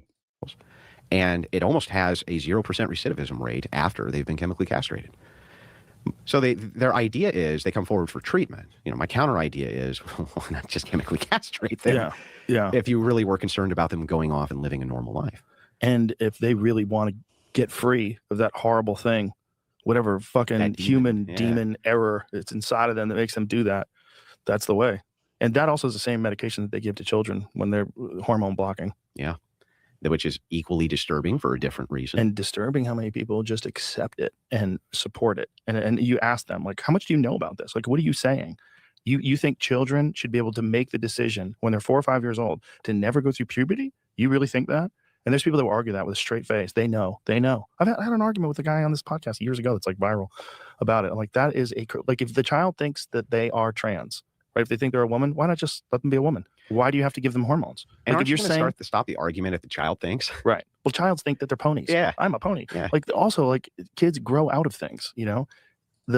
Like going through puberty is a fucking wild experience for a child, and the idea that you can come along and give them a bunch of positive reinforcement for saying the reason why you're upset is because you're actually a this, and we need to give you medication, or we need to stop you going through puberty. And the kid all of a sudden gets all this attention. Everyone's focused on them. They're telling them they're fabulous, and they really think there's a ton of these detransitioners out there, and their stories are horrific, not just in the fact that they did this to them and they removed their breasts when they were 15, they gave them testosterone, they'll never be able to have children, but also that they're attacked relentlessly by other people. They are against the trans movement, and they should never be saying what they're saying. They shouldn't be telling their stories. They come out in force. Yeah, come out in force. They bully them. Everything else that they can do. It's crazy. They've already been. They're a victim of the zeitgeist. Do you know what the trans code for that is? It's really funny.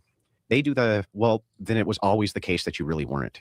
So they try to make it an unfalsifiable claim. You see, the reason you detransitioned is because you were never really trans to begin with. Oh boy. Well, if that's the case, if they really That argument's always been kind of funny because it almost assumes that like you have there's such thing as like having a trans soul or something like this.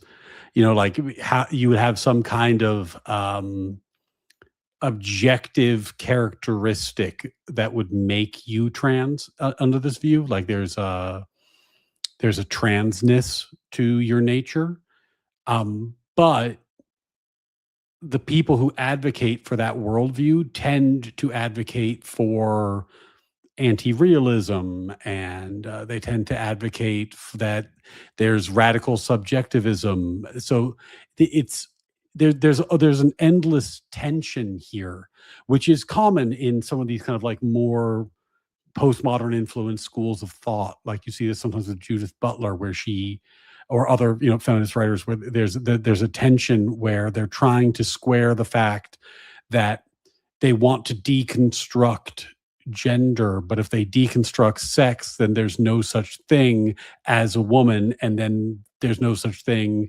as the thing which is being oppressed, and that would undercut the entire ideology.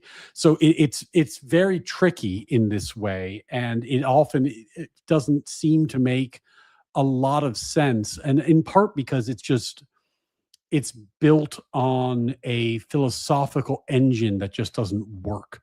There's that's not to say that there aren't people who have legitimate gender dysphoria, like in terms of like a mental condition, and I know many of them. Not many, actually. That's an overstatement. I've known several, and that's a different thing. But the modern trans movement has almost nothing to do, and in fact has demedicalized, right? Like I think this is one of the oddities of it, is that it is attempting to be a broader category than those afflicted with gender dysphoria, and in fact they reject that as a limiting principle. And because of that, that's why the movement has become so maligned in recent years. I think if they had restricted themselves to gender dysphoria, then I think people would be a lot more receptive to some of their ideas, because I think people understand treating a medical condition, even if it's not something that they experience or can relate to. But the idea of social contagion is very scary. The idea of deconstructing the most fundamental thing, like you ask a child, 2 3-year-old, they tell the difference between mommy and daddy, and they know, like, the fact that there's a male and a female energy in their lives, and that they react and respond differently to their mother than their father, is something that the earliest child does, and it has deep expertise in. It's deeply, deeply coded into our human nature.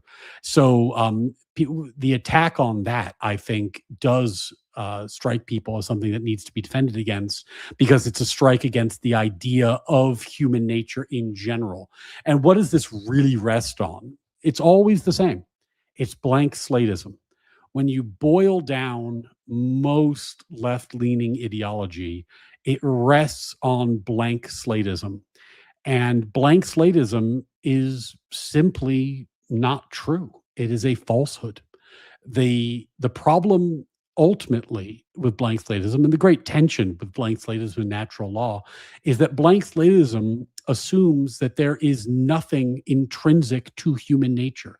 There is nothing it's like to be a human, that human nature is infinitely malleable. And that is simply not the case. Humans have a nature. And in fact, because we have a nature, that's why natural law is a viable theory, because there is something it's like to be a human. There's something it's like to be a man. There's something it's like to be a woman. And because of that, we can reason not from a position of pure blank slatism, but from a position of understanding that there is such thing as a human experience. It's very, very, it's a scary concept, because this blank slatism is deeply, deeply rooted, and people believe in it passionately. And if you challenge it, they will defend it vigorously. It's quite scary. Chapingro says, oh, it's even worse. It's a new humanity. They think we evolved the blank slate in the last 80 years. Jeez, is that true? That's idiotic. That's idiotic, because then they'll say that it's all cultural constructs, except the blank slate. The blank slate's not a cultural construct. That one's a universal truth. The rest are all cultural constructs, of course. Hey, 440 joules. Appreciate the Uncle Lurk.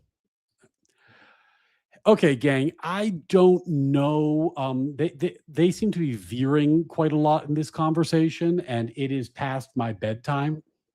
If there is anything that you think I desperately need to cover in this conversation, let me know and I will. But I don't think, we've gotten through 2/3 of the video in 3 hours, and I do not think I have another 2 hours to spend on this, unfortunately, because I do have stuff to do in the morning and I need to wake up and be productive. So if there's another segment you want me to watch, let me know. Otherwise, I'm gonna give it yeah, Zero Fox. Well, let me see how that goes. I almost don't want to highlight their idiotic post right now, but they talk about progressivism and secular humanism later in the debate. Okay. If they talk about progressivism and secular humanism later in the debate, then I might do a part 2 to watch that, because that I actually do want to see.